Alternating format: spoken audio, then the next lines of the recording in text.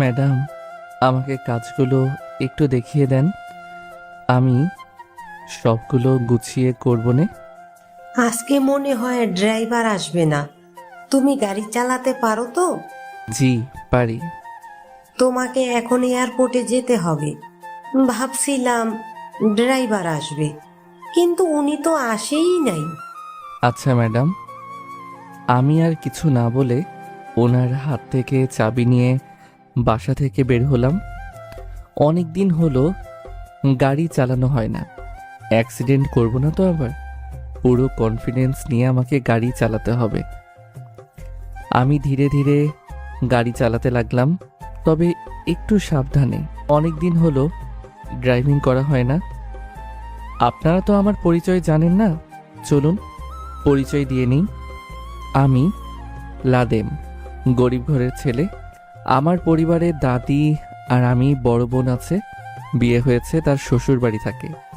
আমি পড়াশোনার পাশাপাশি সংসার চালানোর জন্য এই বাসায় কাজ করি। আপাতত এতটুকুই। এয়ারপোর্টে যাওয়ার পর আমি গাড়ি থেকে নেমে এক কোণায় গিয়ে দাঁড়ালাম। ভিতর থেকে অনেকেই আসছে, কিন্তু ম্যাডামের কোনো খোঁজ খবর নেই। আন্টি যে আমাকে কোথায় পাঠিয়ে দিল কি জানি। আমি তো ওনার মেয়েকে চিনি না পর্যন্ত। ধুর, আন্টি বলছে আমাকে নাকি উনি খুঁজে নিবে। আমার কি? আমি আমার মতো দাঁড়িয়ে থাকি। হঠাৎ দেখি ভিতর থেকে একটা মেয়ে বের হলো। চোখে কালো চশমা, ঠোঁট লাল লিপস্টিক আর কিছু মডার্ন কাপড় পরছে। এই মেয়েটা তো নয় আবার। আরে ওনাকে দেখে তো আমার থেকে বয়সে অনেক বড় লাগছে। এত সুন্দর মেয়ে তো আমার মালিকের মেয়ে হতে পারে না, এটা আমি শিওর। আমাদের দেশেও যে এত সুন্দর মেয়ে আছে, এটা ওনাকে না দেখলে বলতেই পারতাম না। আরে আরে, আমি কি করছি? সেই দিন ছোট ম্যাডামের উপর নজর দেওয়ার কারণে আমাকে কি করছিল মনে আছে আমার। আমি এবার ফোনটা হাতে নিয়ে সময় দেখতে লাগলাম, আর সেই মেয়েটাই হেঁটে হেঁটে আমার সামনে এসে বলল। তোমার নাম কি লাদেন? মনে মনে বললাম, তার মানে একটা কি মালিকের বড় মেয়ে? ওনার যে এত সুন্দর একটা মেয়ে আছে, এটা তো আমি জানতামই না। মনে মনে বললাম, যাক বাবা, তাহলে চোখের একটা মানসিক শান্তি হয়ে গেল। ওনাকে দেখলে যেন আশেপাশের সব কিছু আমি ভুলে যাই। তবে সত্যি একটা কথা কি, এর আগেও আমি অনেক সুন্দরী মেয়ে দেখেছি, কিন্তু ওনার যে মুখের কাটিং এতটা সুন্দর বলার বাহিরে। এজন্য হয়তো আলাদা করে ওনাকে সুন্দর লাগছে। তবে আমি একটু অনুমান করলাম তিনি আমার থেকে 2-3 বছরের বড় হবে।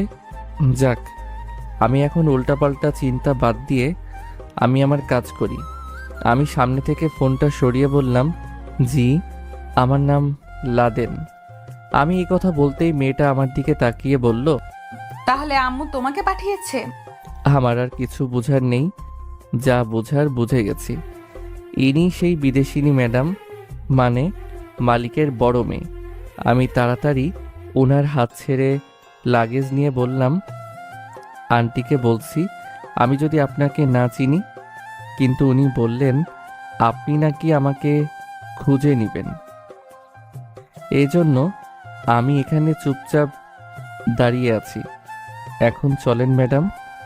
মেয়েটা চশমা খুলতে খুলতে সামনের দিকে হেঁটে যাচ্ছে আর আমাকে বলছে, তুমি কি কাজ করো আমাদের বাসায়? জি ম্যাডাম, একজন চাকরের যে কাজ হতে পারে সেই কাজ করি আমি। আমার কথা শুনে ম্যাডাম দাঁড়িয়ে বলল, এমন করে বললে কেন? নিজেকে কখনো ছোট মনে করবে না। এটা তো বলতে পারতে তুমি আমাদের বাসায় কাজের ছেলে। মানুষ তার পেটের খিদের জন্য যা ইচ্ছা তাই করতে পারে, এই জন্য সে খারাপ হয়ে যায় না, বুঝলে? নিজেকে কখনো ছোট মনে করবে না। আপনি অনেক ভালো ম্যাডাম, আপনার মনে কোনো অহংকার নেই। কেন? বড়লোক হলেই কি মানুষ অহংকারী হয়ে যায় নাকি? এমনটা নয় ম্যাডাম, কিন্তু বড় লোকেরা গরিব দেখতে পারে না। ওরা সবসময় চায় আমাদের কাটিয়ে ওরা বসে বসে খেতে। আর মাঝে মধ্যে তো টাকার কারণে ওরা আমাদের গায়ে পর্যন্ত হাত তোলে। তোমার সাথে তো কেউ আবার এমন করে নাই। কি যে বলেন ম্যাডাম, আপনার পরিবারের মানুষগুলো অনেক ভালো। আচ্ছা ম্যাডাম, আপনার নামটা কি জানা যাবে? হুম, অবশ্যই, কেন নয়। আমার নাম রিয়া চৌধুরী। খুব সুন্দর নাম ম্যাডাম।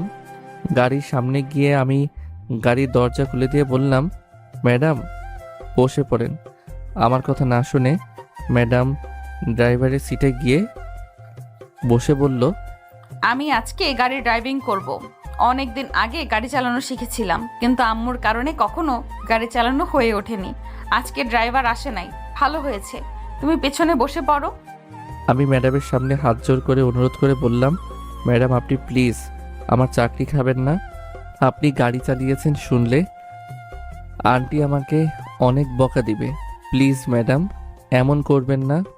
রিয়া ম্যাডাম আমার কথা শুনে হেসে বলল, আরে আম্মু এসব জানবে না, আর তুমি এত চিন্তা করো কেন? বলেছি তো আমার কিচ্ছু হবে না। ম্যাডাম তাহলে আমি আপনার পাশে বসি, আপনার কিছু হয়ে গেলে আমি শেষ। রিয়া ম্যাডাম বলল, আচ্ছা ঠিক আছে, আর আমাকে একটু দেখিয়ে দিবে কেমন? আচ্ছা ঠিক আছে ম্যাডাম। রিয়া ম্যাডাম গিয়ে ড্রাইভারের সিটে বসলো। আমি ওনার পাশে বসলাম। তবে ওনার পাশে বসার কারণে বুকটা কেমন যেন ধুপধুপ করে কাঁপাকাঁপি করছে। রিয়া ম্যাডামের শরীর থেকে এতটা সুগন্ধি একটা ঘ্রাণ আসছে, যেটা এক প্রকার আমাকে মাতাল বানিয়ে দিচ্ছে। শুধু চোখ বন্ধ করে রিয়া ম্যাডামের পাশে বসে আছি। আসলেই সবাই যে এক হয় না, এটা হলো রিয়া ম্যাডামের প্রমাণ। তিনি কি সুন্দর করে আমার সাথে কথা বলছেন। তার মনের ভিতরে একটু অহংকার নেই। বড় লোকেরা বুঝি এমনই হয়, কিন্তু তার বোন তো একটা ডাইনি। ওই দিন আমার সাথে কি ব্যবহার করলো, মনটা চাইছিল ওর চুল ধরে টেনে ছিঁড়ে ফেলি। চোখ বন্ধ করে আবার কি চিন্তা করো তুমি? আমি কিন্তু গাড়ির চাবি দিলাম, ছাড়বো এখন। আমি ম্যাডামের দিকে তাকিয়ে বললাম, মনে মনে আপনার জন্য দোয়া করলাম যেন আপনার কিছু না হয়। আপনার কিছু হলে আমি শেষ। ম্যাডাম গাড়ি চালাতে চালাতে বলল, আরে আমার কিছু হবে না, তুমি দেখো আমি কিভাবে গাড়ি চালাই। রিয়া ম্যাডাম ঠিকই বলেছে, উনি খুব সুন্দর করে গাড়ি চালাচ্ছেন। আমি ওনার ড্রাইভিং দেখে মুগ্ধ হয়ে তাকিয়ে আছি। রিয়া ম্যাডামের টাকা পয়সা কোনো কিছুর অভাব নেই, তার আবার কি দরকার গাড়ি চালানোর? তিনি তো চাইলে 3-4 জন ড্রাইভার রাখতে পারে। এসব দেখে মনের ভিতরে রিয়া ম্যাডামের জন্য আলাদা একটা মায়া লেগে গেল। এতটা ভালো মানুষ যে আজও পৃথিবীতে আছে, সেটা রিয়া ম্যাডামকে না দেখলে বলতে পারতাম না। হঠাৎ করে রিয়া ম্যাডাম গাড়ির স্পিড বাড়িয়ে দিল। আমি বললাম, ম্যাডাম হঠাৎ করে গাড়ির স্পিড বাড়িয়ে দিলেন কেন? রিয়া ম্যাডাম আমার দিকে তাকিয়ে বলল, লাদেন দেখো ব্রেক যেন কাজই করছে না, শুধু গাড়ির স্পিড বাড়ছে। আমি রিয়া ম্যাডামের পা সরিয়ে আমি নিজের পা দিয়ে গাড়ি ব্রেক করতে চাইলাম, কিন্তু রিয়া ম্যাডাম সত্যি বলল গাড়ির ব্রেক কাজ করছে না। ধীরে ধীরে রিয়া ম্যাডামের মুখটা কালো হতে লাগলো। রিয়া ম্যাডামকে আগে কি সুন্দর লাগছিল, কিন্তু তার চেহারাটা মুহূর্তের ভিতরে অন্ধকার হয়ে গেল। হয়তো চোখের সামনে মৃত্যু দেখতে পাচ্ছে। বিষয়টা আমারও যেন খুব খারাপ লাগছে। তিনি আজকে দেশে এসেছে, কিন্তু দেশে এসে যে তিনি এমন অবস্থায় পড়বেন এটা তিনি জানতেন না। তবে আমার দায়িত্ব আমাকে পালন করতে হবে। আন্টির কাছে রিয়াকে সুস্থ অবস্থায় পাঠাতে হবে। আমি আমার জীবন দিয়ে হলেও রিয়া ম্যাডামকে বাঁচাবো। তিনি খুব ভালো মানুষ। তার মতো ভালো মানুষ যদি পৃথিবীতে 1-2টা থাকে, তাহলে গরিবের হয়তো অনেক সাহায্য পাবে। আমার তো এই পৃথিবীতে কেউ নেই। আমি বেঁচে থাকলেই কি আর মারা গেলেই কি। তবে রিয়া ম্যাডামের বেঁচে থাকা অনেক দরকার। রিয়া ম্যাডাম এবার কান্না করে দিয়ে বলল, লাদেন গাড়ির স্পিড আমার হাতের বাইরে চলে যাচ্ছে, সবকিছু যেন ধীরে ধীরে আমার হাতের কন্ট্রোল ছাড়া হয়ে যাচ্ছে। আমি ম্যাডামের দিকে তাকিয়ে বললাম, আমার একটা উপকার করিয়েন। আমার একজন দাদি আছে, আমি মারা গেলে ওনাকে দেখে রাখবেন। আমি ছাড়া ওনার এই পৃথিবীতে কেউ নেই। আমি মারা গেলে কিছুই হবে না। কিন্তু আপনি আজকে দেশের বাইরে থেকে এসেছেন, আপনি মারা গেলে আন্টি আমাকে কি যে করবে যা বলার বাহিরে। তাছাড়া আপনাকে সুস্থ অবস্থায় ফিরিয়ে দেওয়া আমার দায়িত্ব ছিল। এখন আমাকে আমার দায়িত্ব পালন করতে হবে। এই কথা বলে দরজা খুলে গাড়ি জায়গায় ঘুরিয়ে রিয়া ম্যামকে ধাক্কা দিয়ে বাহিরে ফেলে দিলাম। জায়গায় গাড়ি ঘোরানোর জন্য পিছন থেকে একটা গাড়ি এসে জোরে আমার গাড়িতে লাগিয়ে দিল। আমি গাড়ির ভিতর থেকে ছিটকে কোথায় যে পড়লাম এটাই বলতে পারি না। তবে জ্ঞান হারাই নাই। তবে এইটুকু বলতে পারি, আজকে আমার মরণ নিশ্চিত। আমার থেকে অনেকটা দূরে গাড়িটা ভেঙে তন্ন তন্ন হয়ে পড়ে আছে। আমার হাতের অনেকটা জায়গা কেটে গেছে।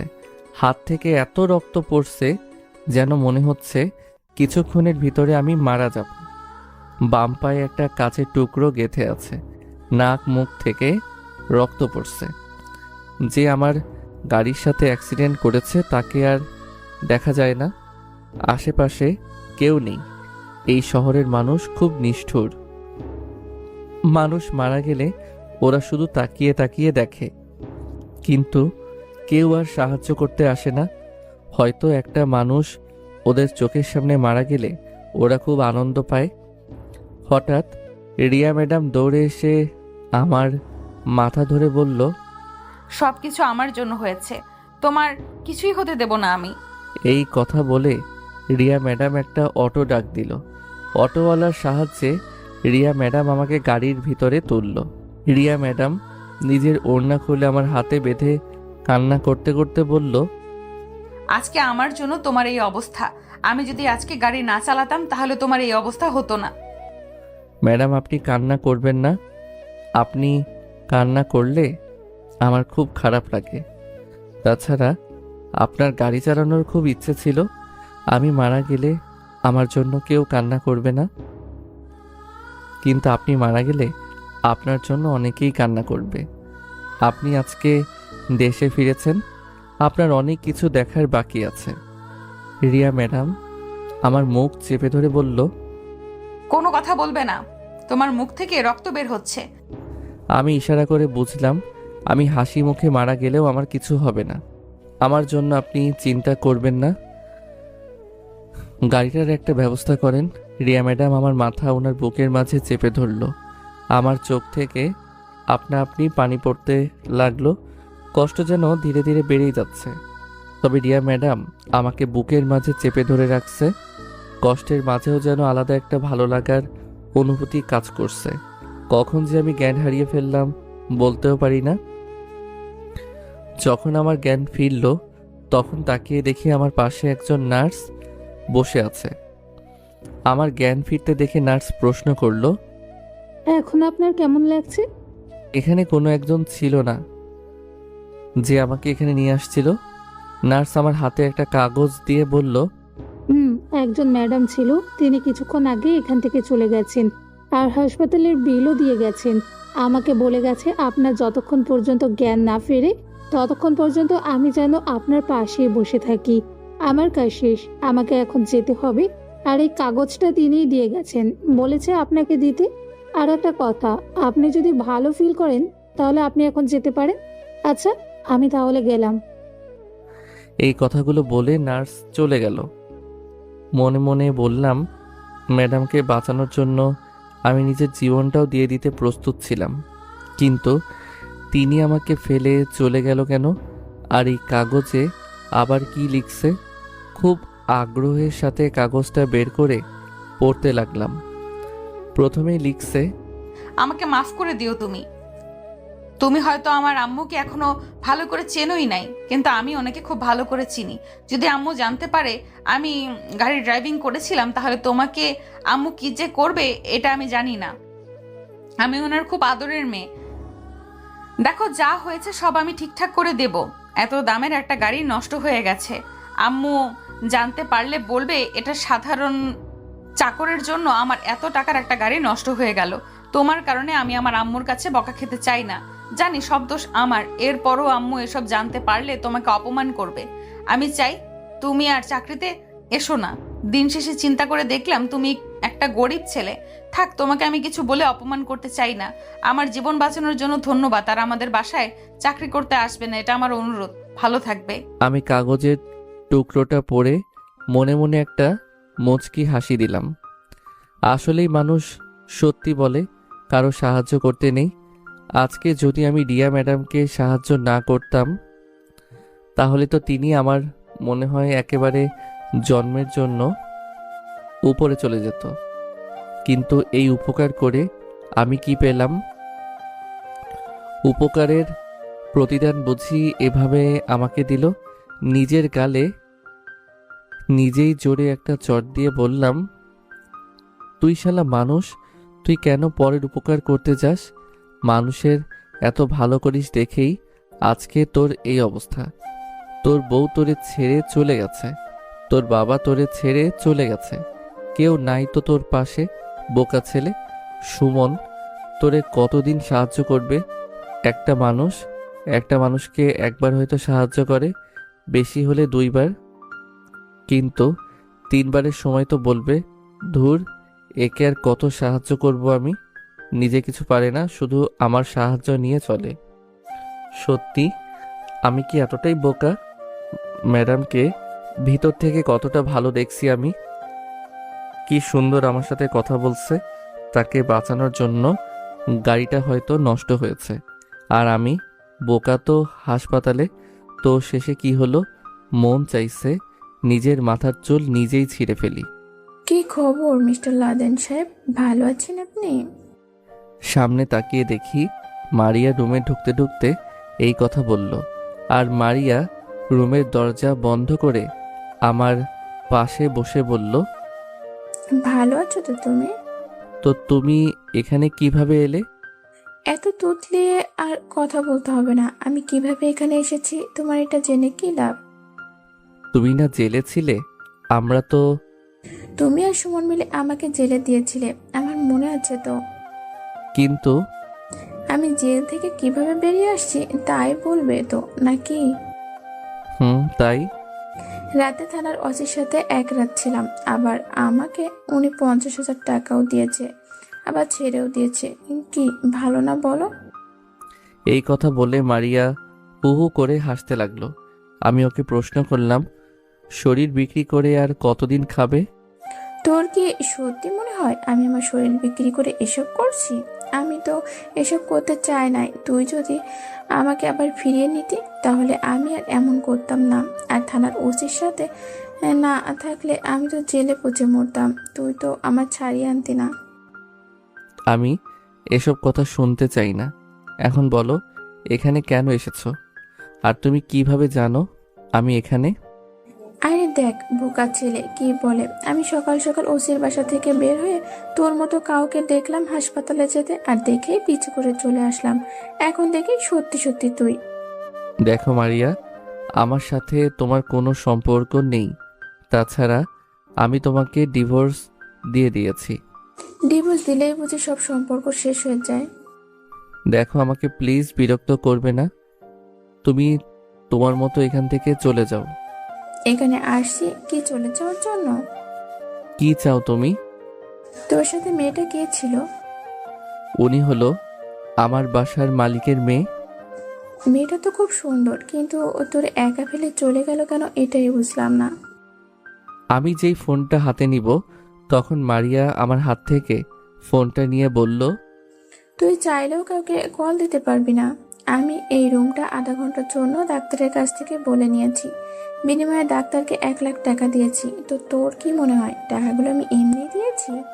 দেখো মারিয়া, আমি এমনি অসুস্থ। তোমার কাছে হাত জোর ধরে অনুরোধ করে বলছি, আমাকে ছেড়ে দাও প্লিজ। মারিয়া শরীর থেকে শাড়িটা টেনে খুলে ফেলল। ধীরে ধীরে ওর শরীর থেকে সব কাপড় খুলে উলঙ্গ হয়ে গেল। আমি চোখ বন্ধ করে বললাম, তুমি আমার কাছে কি চাও? তুই আমার দিকে তাকিয়ে কথা বল। আমি না তোর বিয়ে করা বউ। আগে বউ ছিলে, কিন্তু এখন তো আমি তোমাকে ডিভোর্স দিয়ে দিয়েছি। তুই আমার দিকে তাকিয়ে দেখে বলতো, আমার কাছে যা আছে অন্য মেয়ের কাছেও কি তাই আছে? হয়তো আমার সঙ্গে অনেক পুরুষ শুয়েছে, তাই বলে কি আমার কিছু কমে গেছে? তুই বুঝিস না কেন আমি তোর জন্য সবকিছু করতে পারি? তুই আমাকে প্লিজ ফিরিয়ে নে। আগে আপনি কাপড় পরেন। মারিয়া আমার উপরে চেপে আমার ঠোঁট দখল করে নিল। কোনো মতে ওকে ছাড়িয়ে বললাম, আমার হাত থেকে রক্ত বের হচ্ছে, প্লিজ আমাকে আপনি ছেড়ে দিন। মারিয়া পাশ থেকে শাড়িটা নিয়ে কোনো মতে শরীরে পেঁচিয়ে বলল। এবার আমার দিকে তাকা।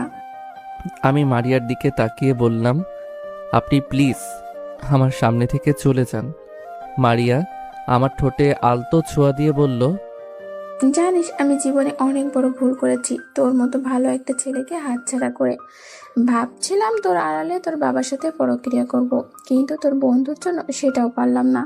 আবার তোর বাবারও আমাকে একা রেখে চলে গেছে। আমি আপনার এসব কথা শুনতে চাই না, আপনি আপনার রাস্তা দেখেন। তোর মনটা অনেক ভালো জানিস।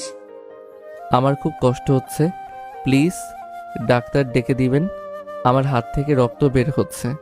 তোরে দেখে আমার অনেক মায়া হয় রে। আমি আপনার এসব কথা শুনতে চাই না, আমাকে যেতে দিন প্লিজ। বাঁচার খুব ইচ্ছে আছে না তোর, কিন্তু আজকে আমি যা বলবো তাই হবে এখানে। আরো 20 মিনিট আছে আমার হাতে, তাকে এভাবেই থাকতে হবে। আপনি কি চান আমার কাছে? আমাকে ফিরিয়ে নে। এই জীবন থাকতেও না আপনার মতো নষ্ট একটা মেয়েকে আমি ফিরিয়ে নিব, যে কিনা যার সাথে ইচ্ছে তার সাথে বিছানায় শুয়ে পড়ে। আমার তো ভাবতেও লজ্জা হয় যে আপনার মতো একজন মেয়ে আমার স্ত্রী ছিল। আমার কথা শুনে মারিয়া একটা মুচকি হাসি দিয়ে বলল, ইদানিং শুনছি আমার বোন নাকি তোরে বিয়ে করতে চায়। একটা কথা আছে জানেন, রক্তের সম্পর্ক কখনো বেইমানি করতে পারে না। বলা তো যায় না আপনার বোন আপনার মতো। মারিয়া আমার মুখ চেপে ধরে আমার চোখে চোখ রেখে বলল, কুত্তার বাচ্চা, আমার বোনের নামে একটাও খারাপ কথা বলবি না, নইলে তোর জিভ টেনে কেটে ফেলবো। আমি আর কিছু বললাম না, শুধু চুপচাপ মারিয়ার দিকে তাকিয়ে আছি। আমার তাকানো দেখে মারিয়া আমার পা ধরে বলল, আমি তোকে শেষবারের মতো অনুরোধ করে বলছি, আমাকে তুই ফিরিয়ে নে। আমি তোর সাথে আর বেইমানি করব না। তুই যেভাবে বলবি আমি সেভাবে চলবো। এর থেকে বরং আমাকে মেরে ফেলুন, তাও আমি আপনার মতো মেয়েকে ফিরিয়ে নিব না। মারিয়া এবার চোখ বন্ধ করে বলল, তোরে আমি মারতে চাই না, কিন্তু তুই আমার না হলে যে আমি তোরে কারো হতে দেব না। আপনি আমার সাথে কি করতে চান? আগে সবসময় আমাকে মারিয়া বলতি, আবার মাঝে মাঝে আদর করে বউজান বলতি, আর এখন আপনি শেষবারের মতো আমাকে একবার বউ ডাকবি। তোর মুখে থেকে বউ ডাক শোনার খুব ইচ্ছে করছে আমার। মানে তুমি এখন কি করতে চাও? বয় এখন আপনি এ থেকে তুমিতে চলে আসলি। সে যাই হোক, আমাকে একবার বউ বল। জীবন থাকতেও না। মারিয়া পিস্তল বের করে বলল। আজকে তো সেই দিন, এটা তুই জানিস। মারিয়ার হাতে পিস্তল দেখে তো আমার চোখ কপালে উঠে গেল। এই মেয়ে এটা আবার কোথায় পেল? মারিয়া আমার দিকে তাকিয়ে বলল, এটা কোথা থেকে এনেছিস তাই তো বলবি। এই পিস্তল দিয়ে মারলে আমার কোনো অপরাধ থাকবে না। এটা হলো থানার ওসির পিস্তল, ওনার কাছ থেকে কিছুক্ষণের জন্য এনেছি। কিছু পেতে হলে তো কিছু দিতে হয়, এই কথাটা তো জানিস তুই। আমাকে মেরে তোমার কি লাভ আছে? মারিয়া আমার কপালে পিস্তল ঠেকিয়ে আমার ঠোঁটগুলো আবার আঁকড়ে ধরে অনেকক্ষণ পর ছেড়ে দিয়ে বলল, অনেক ভালোবাসি রে তোরে, কিন্তু তুই বুঝলি না। আমি একটু আশেপাশে তাকিয়ে দেখার চেষ্টা করছি এখানে কেউ আছে নাকি, কিন্তু আশেপাশে কেউ নেই, বরং আমি আর মারিয়া ছাড়া। তবে জানালার পাশে অন্য রুমে আপুর মতো কাউকে দেখালাম দাঁড়িয়ে আছে। মারিয়া আমার মুখটা ধরে ও আমার দিকে তাকিয়ে বলল, আশেপাশে তাকিয়ে দেখলে আর কি হবে, তোরে আজকে কেউ আর বাঁচাতে এখানে আসবে না। তোর হাতে দুইটা রাস্তা, আমাকে বিয়ে কর নইলে মর। আমি পিস্তলটা আমার মাথায় ধরে বললাম, এর থেকে বরং আমাকে মেরেই ফেলো, তাহলে আমি শান্তিতে থাকতে পারবো। মারিয়া আমার চোখের দিকে তাকিয়ে কান্না করে দিয়ে বলল, মাফ করে দিস আমাকে, আমি তোর ভালোবাসা না বুঝে নিজেকে নষ্ট করে দিয়েছে। আমি এখন আমার চোখের সামনে নিজের মৃত্যু দেখতে পাচ্ছি, কিন্তু এত সহজে আমি মরতে চাই না। জানালার দিকে তাকিয়ে বললাম, আপু আমাকে বাঁচা প্লিজ, আমি বাঁচতে চাই। আমার কথা শুনে জানালার ওপাশ থেকে তাহলে অবশ্যই আমাকে বাঁচতে আসবে। মারিয়া তো বলল, তোর তো সাহস কম না, দেখ তোরে এখন কেমন শাস্তি দিয়ে মারি। এই কথা বলেই মারিয়া আমার হাতের মাঝে একটা গুলি করে দিল। আমি জোরে চিৎকার দিয়ে বললাম, মা গো। আর জানালার ওপাশে আমার আপুই ছিল। আপুর চোখে আমার চোখ পড়তেই আপু জোরে চিৎকার দিয়ে বলল, লাদেন, আমি থাকতে তোর কিছুই হতে দেব না। মারিয়া তো এই কথা শুনে দৌড়ে দরজা খুলে বের হয়ে গেল। মারিয়া যেতেই আপু তাড়াতাড়ি আমার কাছে এসে বলল, ভাই তোরে কে এই অবস্থা করছে? আমাকে শুধু একবার বল, আমি ওকে ছাড়বো না। আমি অনেক কষ্টে আপুকে বললাম, আপু আমার হাতে গুলি লেগেছে, ওটা আগে বের করো, আমার খুব কষ্ট হচ্ছে। আপু বলল, তুই 1 মিনিট চোখ খুলে রাখ, আমি ডাক্তারকে এখানে নিয়ে আসছি। এই কথা বলে আপু চলে গেল। কিছুক্ষণ পর আপু অনেকগুলো ডাক্তারের সাথে ভিতরে ঢুকে কান্না করতে করতে বলল, আপনাদের যত টাকার দরকার হয় নেন, তবে আমার ছোট ভাইয়ের যেন কিছুই না হয়। ডাক্তাররা আপুকে বের করে দিয়ে বলল, আপনি চিন্তা করবেন না, আমরা দেখছি। আমি শুধু তাকিয়ে দেখছি ডাক্তাররা সবাই মিলে আমার কি করছে। কিছুক্ষণ পর ডাক্তার আমার দিকে তাকিয়ে বলল, এখন আপনি বিপদমুক্ত, কিন্তু আমাদের হাসপাতালে কে আপনাকে গুলি করলো? আমি শুধু জবাব দিলাম যে আমি দেখি নাই। আমি সবকিছু ইচ্ছে করলে বলতে পারতাম, কিন্তু আমার কারণে কারো চাকরি চলে যাক এটা আমি চাই না। সবাই বের হয়ে যাওয়ার পর আপু কেবিনে ঢুকলো।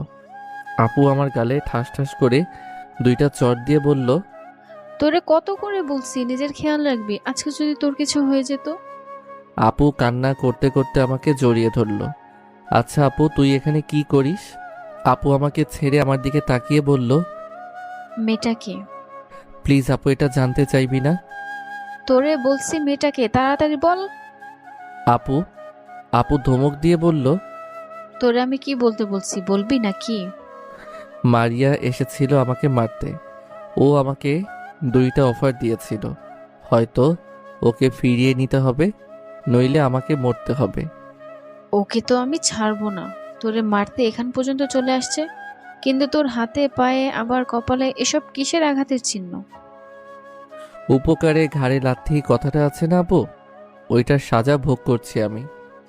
কে তোর এই অবস্থা করছে, যার কারণে তুই হাসপাতালে? মালিকের মেয়েকে বাঁচাতে গিয়ে এই অবস্থা হয়েছে, কিন্তু শেষে আমার চাকরি চলে গেল। আমার কারণে নাকি ওদের গাড়ি নষ্ট হয়ে গেছে। বিশ্বাস করো আপু, তখন আমি না থাকলে মেয়েটা মারা যেত। আপু কিছু বলছে না, চুপচাপ আমার দিকে তাকিয়ে আছে। আপু, তুই আমার দিকে এভাবে তাকিয়ে আছিস কেন? নিজেকে না খুব পরিবর্তন করবি বলেছিলি, কই কিছুই তো হলো না। তোরা আমি কতবার বলছি তোর কারোর কোনো বিপদ আপদে যেতে হবে না, কিন্তু আমার কথা তো শুনিস নাই। আজকে যদি তোর কিছু হতো? বলে তো ভালোই হতো, আম্মুর কাছে চলে যেতাম। তুই এখানে পড়ে মর, আমি গেলাম। আমি আপুর হাত ধরে বললাম, আমাকে একা ফেলে চলে যাবি? আপু কান্না করতে করতে বলল, তুই কেন বুঝিস না নিজেকে? আজকে যদি আমি হাসপাতালে রোগী দেখতে না আসতাম তাহলে তোর কি হতো? আর এখানে গার্ড থাকার পরেও কিভাবে ও পিস্তল নিয়ে এখানে আসে? আমি তো ছাড়বো না। বাদ দে আপু। তুই কিভাবে ভালো হবি আমার এটা জানা আছে, চল আমার সাথে। কোথায়? কোনো কথা বলবি না, তোর কথা চিন্তা করতে করতে আমি ঠিকঠাক খেতে পর্যন্ত পারি না। বাবা মা হারা একটা ছেলে কখন কি করে, আর তুই পরের উপকার করে বেড়াস। অনেক হয়েছে, আর না, এখন আমার সাথে চল। আপু দাদিকে? সেটা তোর বলতে না, আমি দেখছি কি করা যায়। আর ওই শালিরে পেলে তো আমি ছাড়বো না, আমার ভাইকে মারতে এখানে আসে। আপু 2জন নার্সের সাহায্যে আমাকে গাড়িতে তুলল। শেষে আমাকে একটা নতুন বাসায় নিয়ে গেল। এখানে তেমন কাউকে দেখতে পাচ্ছি না। বাসার ভিতরে গিয়ে দেখি একজন মহিলা দাঁড়িয়ে আছে। আপনি গিয়ে বাসাটা একটু ভালো করে পরিষ্কার করে নিন, ঠিক আছে? আপু বলল। মহিলাটা আপুর কথা শুনে ভিতরে চলে গেল। এবার আপু আমার দিকে তাকিয়ে বলল, এই এখানে বস। আমি আপুর কথা শুনে আস্তে করে সোফায় গিয়ে বসলাম। এটা আমার নতুন বাসা। বাসাটা অনেক সুন্দর আপু। তোর দুলাভাই এটা আমার জন্মদিনে গিফট করেছে। ভালোই হয়েছে, তবে সত্যি কথা কি জানিস, তুই তোর পথ দেখে অনেক ভালো করছত। দুলাভাই সত্যিই অনেক ভালো। এমন একজন স্বামী পাওয়া ভাগ্যের বিষয়। তবে আজকে থেকে তুই এখানেই থাকবি। শরীরটা একটু সুস্থ হওয়ার পর চলে যাব। এটা তোর বোনের বাসা, মানে আজ থেকে তোর। মাফ করো আপু, আমি তোর বাসায় থাকতে পারবো না। আপু আমার দিকে অসহায় দৃষ্টিতে তাকিয়ে বলল, আমাকে তুই পর করে দিলি। দেখ আপু, আমি এমনটা বলতে চাইছি না।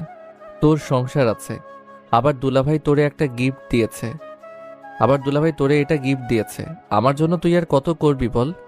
আপু আমাকে জড়িয়ে ধরে বলল, তুই ছাড়া আমার এই পৃথিবীতে কি আছে বল। তুই ছাড়া আমি কাকে ভাইয়া বলে ডাকবো বল। আমার মেয়ে কাকে মামা বলে ডাকবে বল। আমি তোরে হারাতে চাই না ভাই, তুই আর পাগলামো করিস না। তোরে হারিয়ে আমি থাকতে পারবো না। একে একে বাবা মা সবাই চলে গেল, তুই ছাড়া আমার এই পৃথিবীতে কেউ নেই ভাই। প্লিজ আমার কথা শোন। আমি আপুর মাথায় হাত দিয়ে বললাম, তুই কান্না করবি না প্লিজ। তুই যা বলবি আমি তাই করব। আপু এবার ওর চোখের পানি মুছে বলল, এই তো বুঝলি, এখন গিয়ে শুয়ে থাক। আমার আবার বাসায় যেতে হবে, নইলে তোর দুলাভাই বকা দিবে। একজন নার্স থাকবে এখানে, যদি কোনো দরকার হয় তুই তাকে বলবি। আর খাবার তৈরি করার জন্য একজন বুয়া আছে, বিকালে আমি আর তোর দুলাভাই মিলে আসবনি। আপু দাদিকে? দাদি কি শুধু তোর একার? উনি কি আমার দাদি হন না বল। তুই কোনো চিন্তা করিস না, আমি সবকিছু দেখে নেব। আপু আমাকে বিছানায় বসিয়ে দিয়ে বলল, এখন ঘুমিয়ে যা, একটু শান্তি লাগবে। আমি কি যাব এখন? চলে যা তুই, আমার জন্য চিন্তা করবি না। আপু আর কিছু না বলে চলে গেল। আপু যাওয়ার পর আমি ঘুমিয়ে গেলাম। বিকালে আপু আর দুলাভাই আসলো আমাকে দেখতে। দুলাভাই এসে বলল, ভালোই হয়েছে, আমার একটা কোম্পানির দায়িত্ব তোমাকে দিতে পারবো। আমাকে দিয়ে এসব হবে না দুলাভাই। দুলাভাই আমার মাথায় হাত দিয়ে বলল, সব হবে, চিন্তা করো না, আমি বানিয়ে নিব। মানুষ চেষ্টা করলে সব কিছুই সম্ভব। আর তুমি তো আমার একমাত্র শালা। এভাবে তিনজন মিলে কিছুক্ষণ কথা বললাম। আজকে 1 মাস হয়ে গেল। এখন আমি মোটামুটি অনেকটাই সুস্থ। আপু এই কয়েকদিন আমাকে অনেক সময় দিয়েছে। আপুর যত্নের কারণে আমি খুব তাড়াতাড়ি সুস্থ হয়ে গেছি। তবে এই 1 মাস আমি কোথায় ছিলাম আপু কাউকে কিছু বলে নাই। আমাকে এক প্রকার গোপনে রেখেছে বলা যায়। তবে কেন আপু এটা করলো আমি বলতে পারবো না।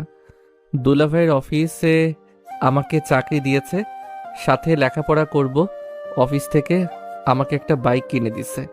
আসলে সব দুলাভাই আর আপু দিয়েছে। দীর্ঘ অনেক দিন পর আজকে কলেজে আসলাম। এই তো নতুন ম্যাডাম ক্লাসে প্রবেশ করলো। তবে নতুন ম্যাডামকে কেমন যেন চিনা চিনা লাগছে। আমি ওনাকে এর আগে কোথাও দেখেছি বলে মনে হচ্ছে, কিন্তু ওনার মুখে মাস্ক থাকার কারণে আমি চিনতে পারছি না কে হতে পারে এই নতুন ম্যাডাম। ম্যাডাম সামনে দাঁড়িয়ে ওনার মুখ থেকে মাস্ক খুলে নিল। আর তখন যেন আমি ওনাকে দেখে 1 মিনিটের জন্য জ্ঞান হারিয়ে ফেলছি। অ্যানি এখানে কি করে? আমি কখনো ভাবি নাই আমি যেই বাসায় কাজ করতাম সেই বাসার মালিকের মেয়ে আমাদের ক্লাসের ইংরেজি ম্যাডাম হবেন। কিভাবে কি ভাই? আমি রিয়া ম্যাডামের দিকে এক দৃষ্টিতে তাকিয়ে আছি। তবে আচমকা সেদিনের কথা মনে পড়ে মনটাই খারাপ হয়ে গেল। রিয়া ম্যাডাম আমাকে বিপদে ফেলে একা চলে গেছিল। এটা আমার সারা জীবন মনে থাকবে, কখনো আমি এটা ভুলবো না। আমি রিয়া ম্যাডামকে কতটা ভালো মনে করতাম, কিন্তু তিনি আমার সাথে কি একটা বেইমানি করছেন। রিয়া ম্যাডাম এবার আমার দিকে তাকালো। তিনিও একটু অবাক হয়েছেন। হয়তো তিনি আমাকে এখানে আশা করে নাই। রিয়া ম্যাডাম কখনো চাইতো না যেন আমি ওনার সামনে আসি। তিনি তো আমাকে বলছিল আমি যেন ওনার আম্মুর সামনে না আসি, কিন্তু আমি আমার কথা রেখেছি। সবাই বেইমানি করতে পারলেও আমি এটা পারি না, কারণ আমার আম্মু আমাকে এটা শিক্ষা দেয় নাই রিয়া ম্যাডাম। উনি ওনার ক্লাস নিতে লাগলেন। কিছুক্ষণ পর আমাকে বলল, এই ছেলে তুমি দাঁড়াও। আমি রিয়া ম্যাডামের কথা শুনে দাঁড়িয়ে গেলাম। রিয়া ম্যাডাম আমাকে প্রশ্ন করল। তোমার বয়স দেখে তো মনে হচ্ছে তুমি এই ক্লাসের ছেলে না। আমি কিছু বলবো তার আগে রুহি, মানে আমার বন্ধুর বোন, দাঁড়িয়ে বলল, ম্যাডাম, এই সম্পর্কে আমার ভাইকে কোনো প্রশ্ন করবেন না। কোনো কারণে পড়াশোনা ছেড়ে দিয়েছিল, তো এখন আবার পড়াশোনা করতে এসেছে। বলা তো যায় না কার মন কখন পরিবর্তন হয়ে যায়। বুঝেছি, তুমি এখন বসে তো। রিয়া ম্যাডাম আবার আমার দিকে তাকিয়ে বলল, তো তোমার নাম কি? জি ম্যাডাম, লাদেন। আচ্ছা ঠিক আছে, বসে পড়ো। এরপর রিয়া ম্যাডামের সময় শেষ হয়ে গেল। তিনিও ক্লাস থেকে বেরিয়ে যাবেন। যাবার আগে আমার দিকে তাকালো। হয়তো আমাকে কিছু বলতে চেয়েছিল, কিন্তু আমার তার মুখ থেকে কোনো কিছু শোনার ইচ্ছা নাই। তিনি আমার সাথে কি করছেন এটা আমার মনে থাকবে। ক্লাস থেকে বের হতেই রুহি বলল, ভাইয়া চল ক্যান্টিনে যাই, খুব খিদে পেয়েছে। রেস্টুরেন্টে চল, পেট ভরে খাইয়ে আসবি। আরে ওখানে গেলে অনেক সময় লাগবে, তুই চল তো। আমি এসব খেতে পারবো না, তার থেকে চল ঝালমুড়ি খাই। বাহিরের খাবার খাওয়া ভালো না। বন্যা বলল, চল নাদেন, খারাপ আইডিয়া দেয় নাই। বন্যার হলো রুহির বান্ধবী। আমি বন্যার দিকে চোখ ঘুরিয়ে তাকিয়ে বললাম, আমি তোর কয় বছরের বড় রে? বন্যা মুখ বাঁকিয়ে বলল, আসছে বড় হতে। রুহি তোর ভাইয়াকে বলল বড় হলে কি হবে? আমাদের সাথেই কিন্তু পড়াশোনা করে, সম্মান আর পাবে না। এর থেকে যদি কলেজে ভর্তি না হতো তাহলে সম্মান দিতাম, এখন কিসের সম্মান রে? বন্যার কথা শুনে বললাম, কি দিনকাল পড়লো যে আজকাল ছোট ছোট ছেলে মেয়ে নাম ধরে ডাকে। আরও কি কি দেখতে হবে উপরওয়ালাই ভালো জানেন। রুহি বন্যাকে বলল, তোরা যা ইচ্ছে তাই কর, এর মাঝে আমাকে টেনে নিবি না, ঝগড়া করবি তোরা। আবার আমার নাম দিস কেন? বন্যা কিছু না বলে সামনে যেতে লাগলো। আমি রুহিকে বললাম, তোর বান্ধবীর সবগুলো চুল আমি ছিঁড়ে নিব, দেখিস। আমার সাথে পাঙ্গা নেয়। রুহি শুধু বলল, আর বলিস না, ওর মাথায় সমস্যা আছে, বিয়ের পর ওর বর পাগল না হয়ে যায়। বন্যা আমার হাতে ঝালমুড়ি দিয়ে বলল, আজকে যত পারেন খান, বিল আমি দেব। 10 টাকা 20 টাকা খেলে আর কি হবে? রেস্টুরেন্টে গিয়ে বলতা তাহলেই হতো, পুরো 12টা বাজিয়ে দিতাম। রেস্টুরেন্টে গিয়ে তো আপনি খাওয়াবেন। হ, ভালো করেই খাওয়াবো। আমাকে তো চিনো না তুমি। হঠাৎ করে রুহি বলল, ভাইয়া তুই আজকে ম্যাডামের সাথে ওই কথা বললি কেন? দেখলি না ম্যাডাম কিভাবে রেগে গেল? আজকে এসে এমন করলি কেন বুঝলাম না। এত ম্যাডাম ম্যাডাম করিস না। আমি যদি তোর ম্যাডামের 12টা না বাজাই তাহলে আমার নাম লাদেন না। তোর মাথা খারাপ হয়ে গেছে? আমরা আবার চিন্তা করছি ওনার কাছে টিউশনি পড়বো। তোর ইচ্ছে হলে তুই পড়, আমি পড়বো না। আমার এতটাও সময় নেই। আমার আবার এখন অফিস আছে। ও সেট, আমি তো ভুলেই গেছি। আমাকে এখন অফিসে যেতে হবে। ভাইয়া তুই না পড়ালেখা করতে? রাখ তোর পড়াশোনা, এটা আমি ফাঁকে ফাঁকে করে নিব। নতুন চাকরি নিছি জানিস না? ওই বাইকটা অফিস থেকে দিয়েছে। এই ছেলে, তোমার নাম লাদেন? জি, আমার নাম লাদেন। কেন কিছু বলবেন নাকি? তোমাকে রিয়া ম্যাডাম ডাকে, অফিস রুমে যাও। আচ্ছা ঠিক আছে, আপনি যান, আমি আসছি। মুরব্বি যেতেই আমি রুহিকে বললাম, ইনি কি পিয়ন নাকি? আর তোরে প্রিয়া ম্যাডাম ডেকে কেন? বলছিস না কেন? উল্টাপাল্টা কথা বলবি না, এখন হলো তো।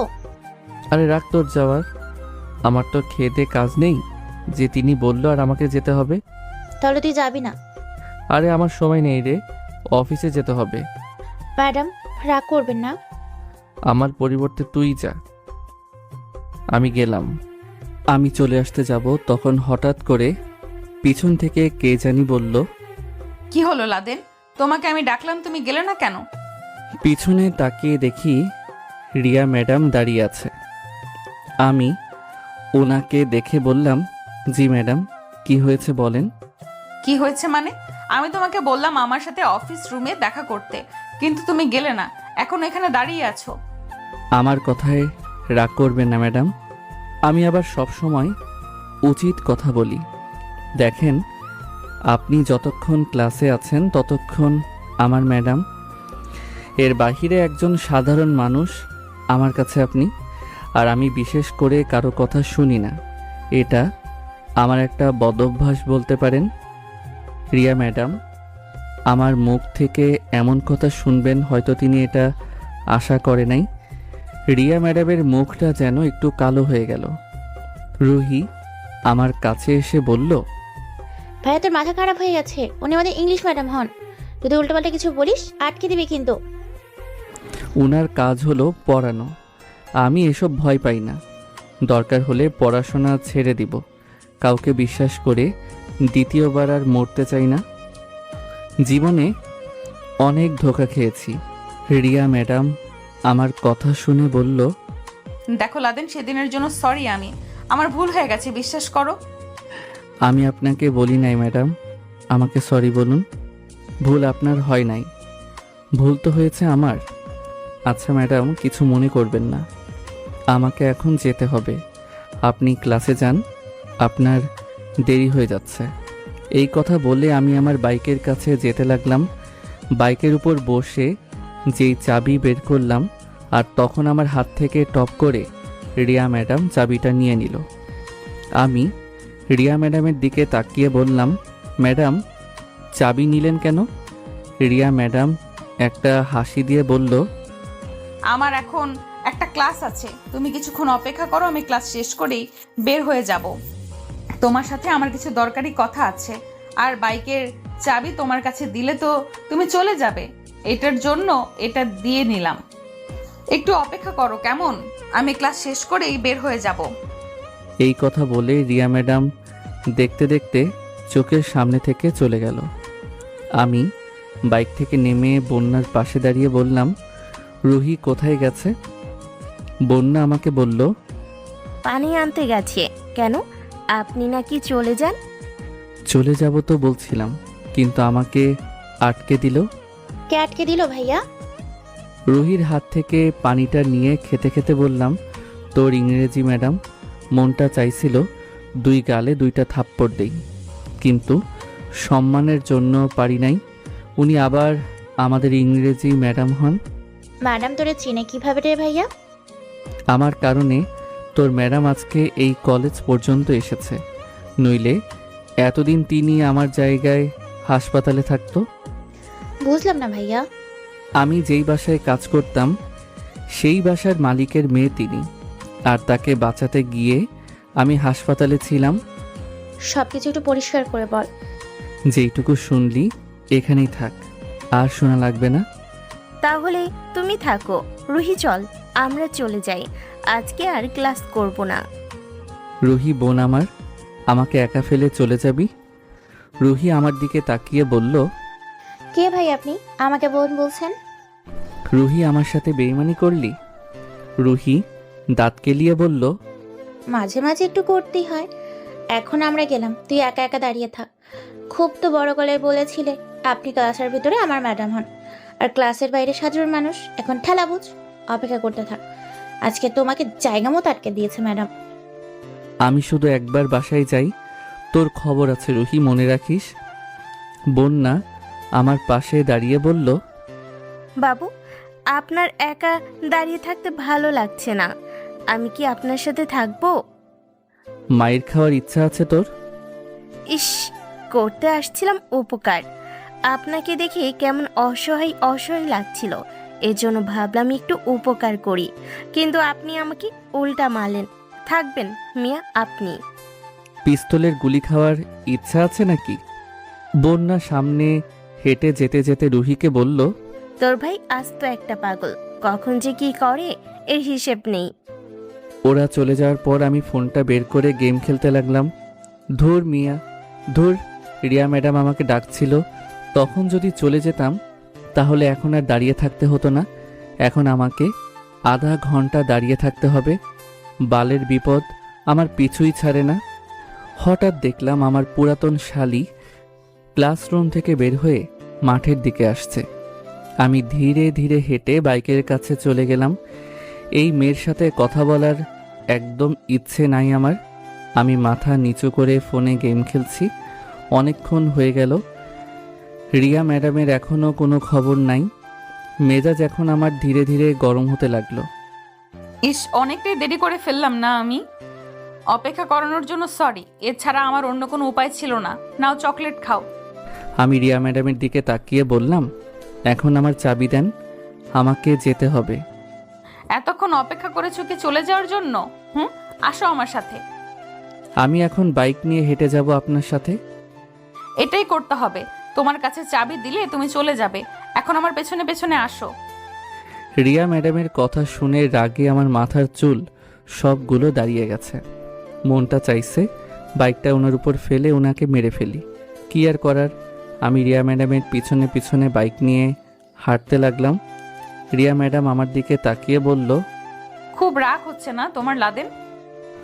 আপনি আমার ম্যাডাম, এর জন্য আপনাকে সম্মান করি। যদি ম্যাডাম না হতেন তাহলে আপনার 12টা বাজাতাম আমি। রিয়া ম্যাডাম মুচকি হাসি দিয়ে বলল, এই জন্যই তো এর সুযোগ নিচ্ছি। রিয়া ম্যাডামের পিছনে যেতে যেতে আমাকে তিনি নির্জন একটা জায়গায় নিয়ে গেল।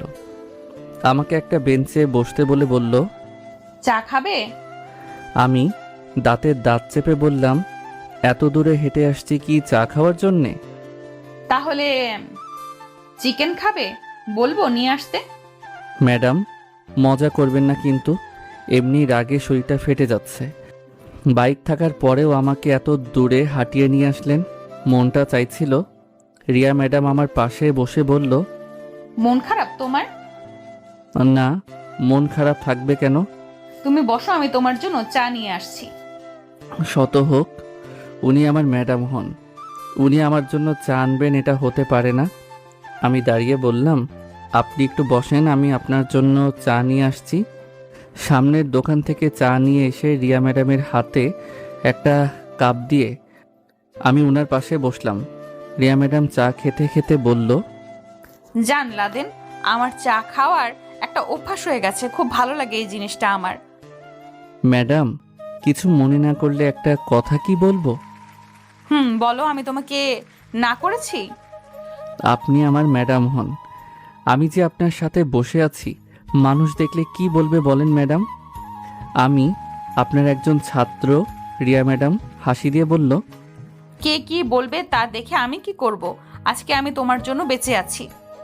আমি মন খারাপ করে বললাম, ম্যাডাম আর একটা কথা জিজ্ঞেস করব? তুমি কি বলবে এটা আমি ভালো করেই জানি। এটাই তো বলবে যে আমি কেন সেই দিন তোমাকে একা রেখে চলে গেছি? ম্যাডাম, আমি শুধু এটাই জানতে চাইবো, আমাকে সেদিন কেন একা রেখে চলে গেছিলেন? আমি তোমাকে একা ফেলে চলে আসতে চাই নাই। কি করব বলো? আম্মু শুধু ফোনের উপর ফোন দিচ্ছিল আমি যেন তাড়াতাড়ি বাসায় যাই। আর আম্মু যদি জানতো আমি গাড়ি ড্রাইভিং করছিলাম, আমাকে তো শুধু শাসন করতো। কিন্তু তুমি আমাকে ড্রাইভিং করতে দিয়েছো জানলে তোমাকে আম্মু ছাড়তো না। এতদিন পর আমি বাহির থেকে এসেছি, তোমার কারণে যদি আমার কিছু হতো তোমাকে উনি ছাড়তো না। এই জন্য তোমাকে চাকরিতে আসতে না করলাম। আমি জানি আমার এটা করা উচিত হয় নাই। আর তোমার জ্ঞান অনেক দেরিতে ফিরেছিল বলে তোমাকে সেদিন একা ফেলে চলে আসতে হলো। সরি, আমাকে মাফ করে দাও। আজকে তুমি না থাকলে আমি হয়তো বেঁচে থাকতে পারতাম না। থাক ম্যাডাম, আর সরি বলতে হবে না, যা হয়েছে তো হয়েই গেছে। তবে গাড়ির কথা আন্টি জানতে চাই নাই? আমি বলছি চাকা একটা ফেটে গেছে, এই জন্য গাড়ি ঠিক করতে রেখে আসছি। পরে আর আম্মু কিছু জিজ্ঞেস করে নাই। তোমার কথা একবার বলছিল, আমি বলছি জানি না তুমি কোথায়। আপনি জানেন, আপনি চলে যাওয়ার পর আমার জ্ঞান ফিরতেই আমার এক্স বউ আমাকে মারতে এসেছিল। রিয়া ম্যাডাম অবাক হয়ে আমার দিকে তাকিয়ে বলল, তোমার বউ আছে আর তোমাকে দেখে তো একদম বিবাহিত মনে হচ্ছে না। আমি মন খারাপ করে বললাম, আমি মানুষের ভালো চাই ম্যাডাম, সবসময় সবার উপকার করি, কিন্তু শেষে আমিই সাজা পাই। পরিবারের জন্য এত কিছু করলাম, কিন্তু শেষে আমি কি পেলাম? কি হয়েছিল বলা যাবে আমাকে?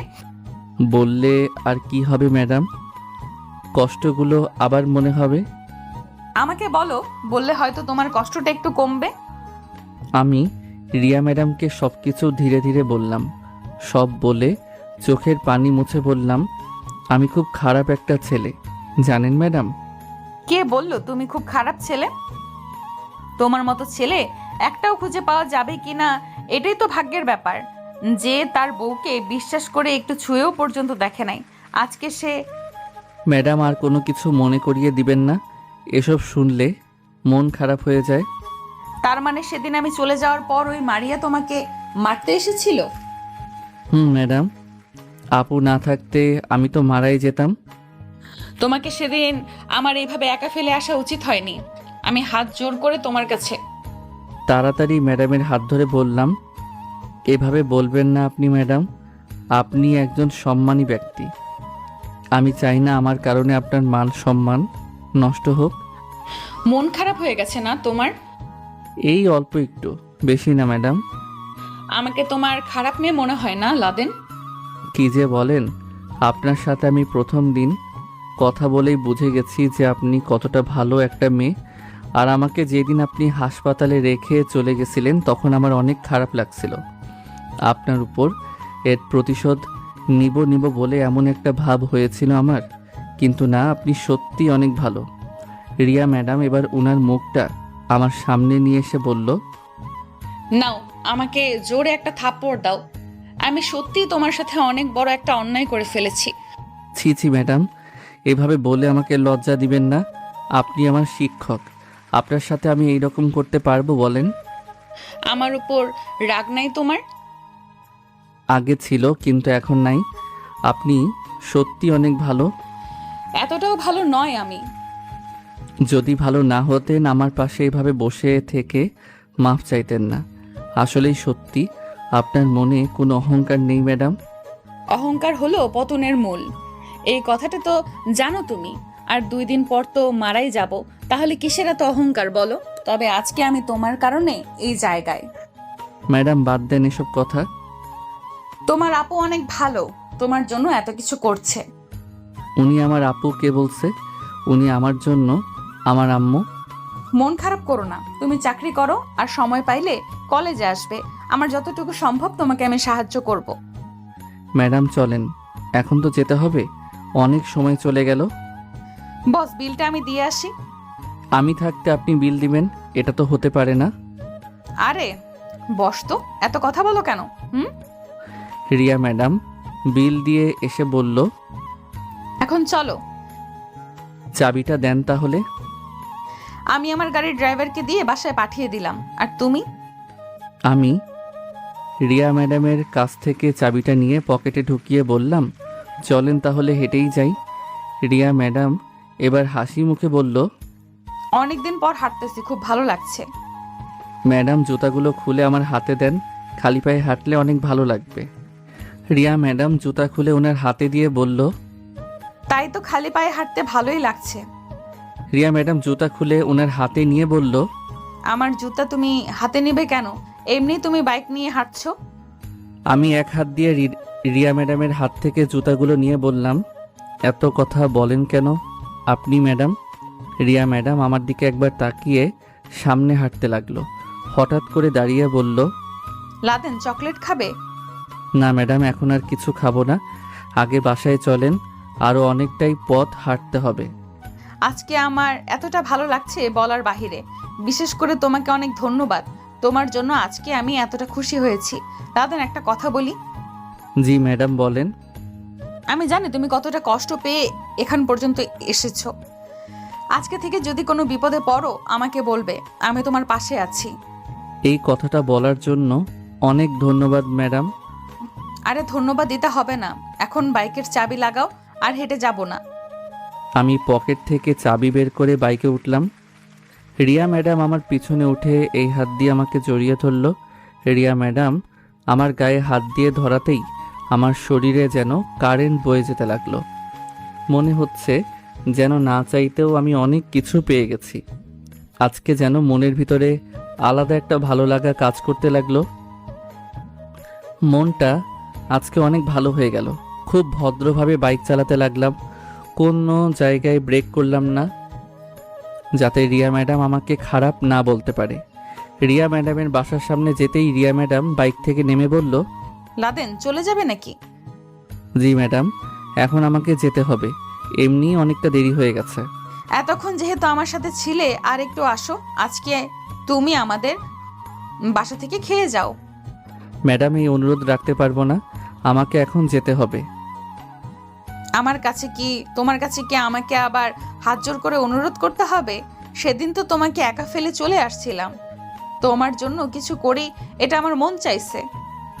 আমি বাইক থেকে নেমে বললাম, চলেন ম্যাডাম, আপনি মাঝে মধ্যে এমন কিছু বলেন আপনার কথা ফেলতেও পারি না।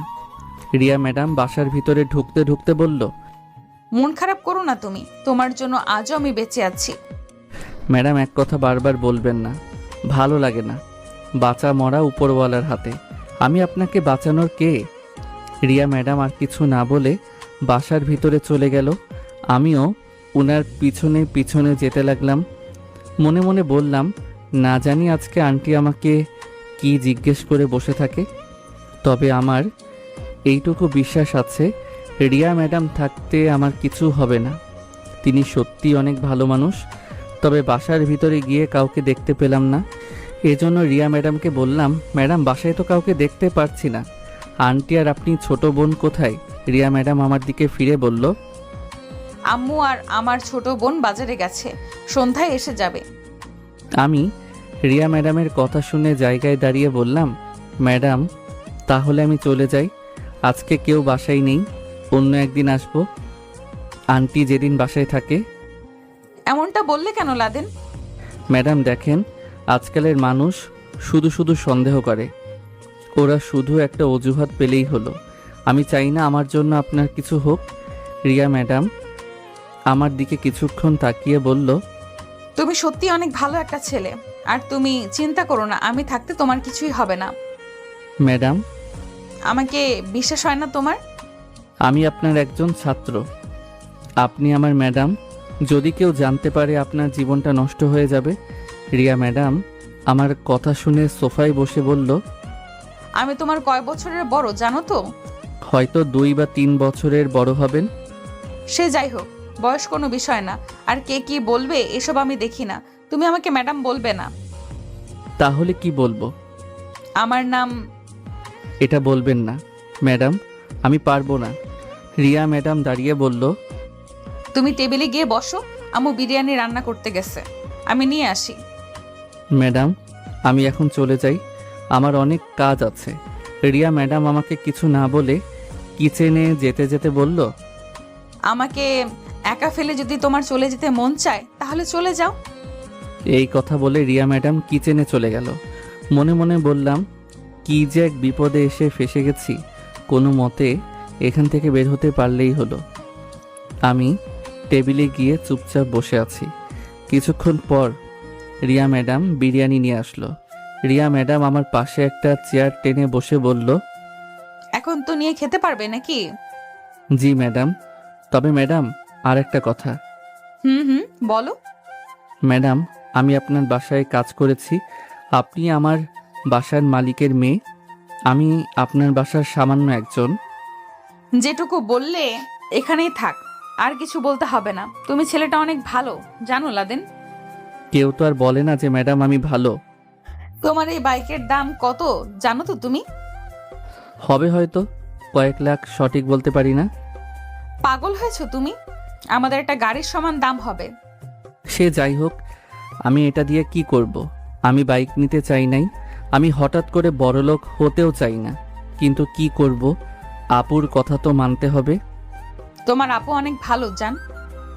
আপুর জন্য আমি আজকে বেঁচে আছি, নইলে হয়তো। আচ্ছা লাদেন তুমি খাও, আমি গোসল করে আসি, শরীরটা একটু খারাপ লাগছে। ঠিক আছে ম্যাডাম যান।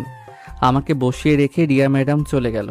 আমি আনমনে বসে বসে খাবার খাচ্ছি, তবে মনের ভিতরে একটা ভয় থেকেই গেল, যদি কেউ এসে দেখে ফেলে আমি রিয়া ম্যাডামের বাসায় বসে আছি, তাহলে যে কি হবে, আর কি যে এক বিপদ। ওনাকে শুধু বারবার ম্যাডাম বলতে হয়, এত ম্যাডাম বলতে আমার ভালো লাগে না। সে যাই হোক, এখন এখান থেকে যেতে পারলেই হলো। অনেকক্ষণ হলো বসে আছি, রিয়া ম্যাডাম গোসল করে বের হলেই চলে যাব। হঠাৎ করে রিয়া ম্যাডামের আওয়াজ পেলাম। আমি চেয়ার থেকে উঠে একটু সামনে গেলাম রিয়া ম্যাডাম ভিতর থেকে কি বলছে তা শোনার জন্য। রিয়া ম্যাডাম ওয়াশরুম থেকে বলছে, লাদেন, আমাকে একটু সাহায্য করো প্লিজ, আমি নিচে পড়ে ব্যথা পেয়েছি। আমি ওয়াশরুমের বাইরে থেকে বললাম, ম্যাডাম বেশি ব্যথা পেয়েছেন? আপনি একা একা উঠতে পারবেন তো? খুব বেশি আঘাত পেয়েছি, পা দিয়ে রক্ত বের হচ্ছে, আমি দাঁড়াতে পারছি না, প্লিজ আমাকে সাহায্য করো। আমি পকেট থেকে রুমালটা নিয়ে নিজের চোখ বেঁধে দিলাম। রিয়া ম্যাডামকে আস্তে করে বললাম, আপনি দরজাটা একটু খোলেন। রিয়া ম্যাডাম বলল, দরজা খুলে দিছি, তুমি আসো। আমি দরজা খুলে ভিতরে গিয়ে বললাম, ম্যাডাম আমি আমার চোখ বেঁধে এসেছি, যাতে আপনার কোনো সমস্যা না হয় আমাকে ধরে উঠে পড়েন। রিয়া ম্যাডাম আমাকে ধরে উঠে বলল, আমাকে একটু ধরে রাখো, আমি কাপড়গুলো পরে নেই। রিয়া ম্যাডামের খালি গায়ে হাত দিয়ে ধরার ফলে আমার শরীর তরতর করে কাঁপতে লাগলো। ভাবি নাই কখনো এমন পরিস্থিতিতে পড়তে হবে। কি যে একটা অনুভূতি হচ্ছে এটা বলার বাহিরে। মন চাইছে চোখ খুলে এক নজর শুধু রিয়া ম্যাডামকে দেখি, কিন্তু এমনটা ভুলেও করা যাবে না। উনি বিপদে পড়ে আমাকে ডেকেছেন। ধীরে ধীরে রিয়া ম্যাডাম কাপড় পরে আমাকে বলল, এখন আমাকে তুমি রুমে নিয়ে যাও। ম্যাডাম আপনি কাপড় পরেছেন? রিয়া ম্যাডাম কণ্ঠটা নামিয়ে আস্তে করে বলল। আমি বুঝেছি উনি কতটা যে লজ্জা পেয়েছেন। আমি আবার বললাম, ম্যাডাম আমি কি আমার চোখ খুলতে পারি?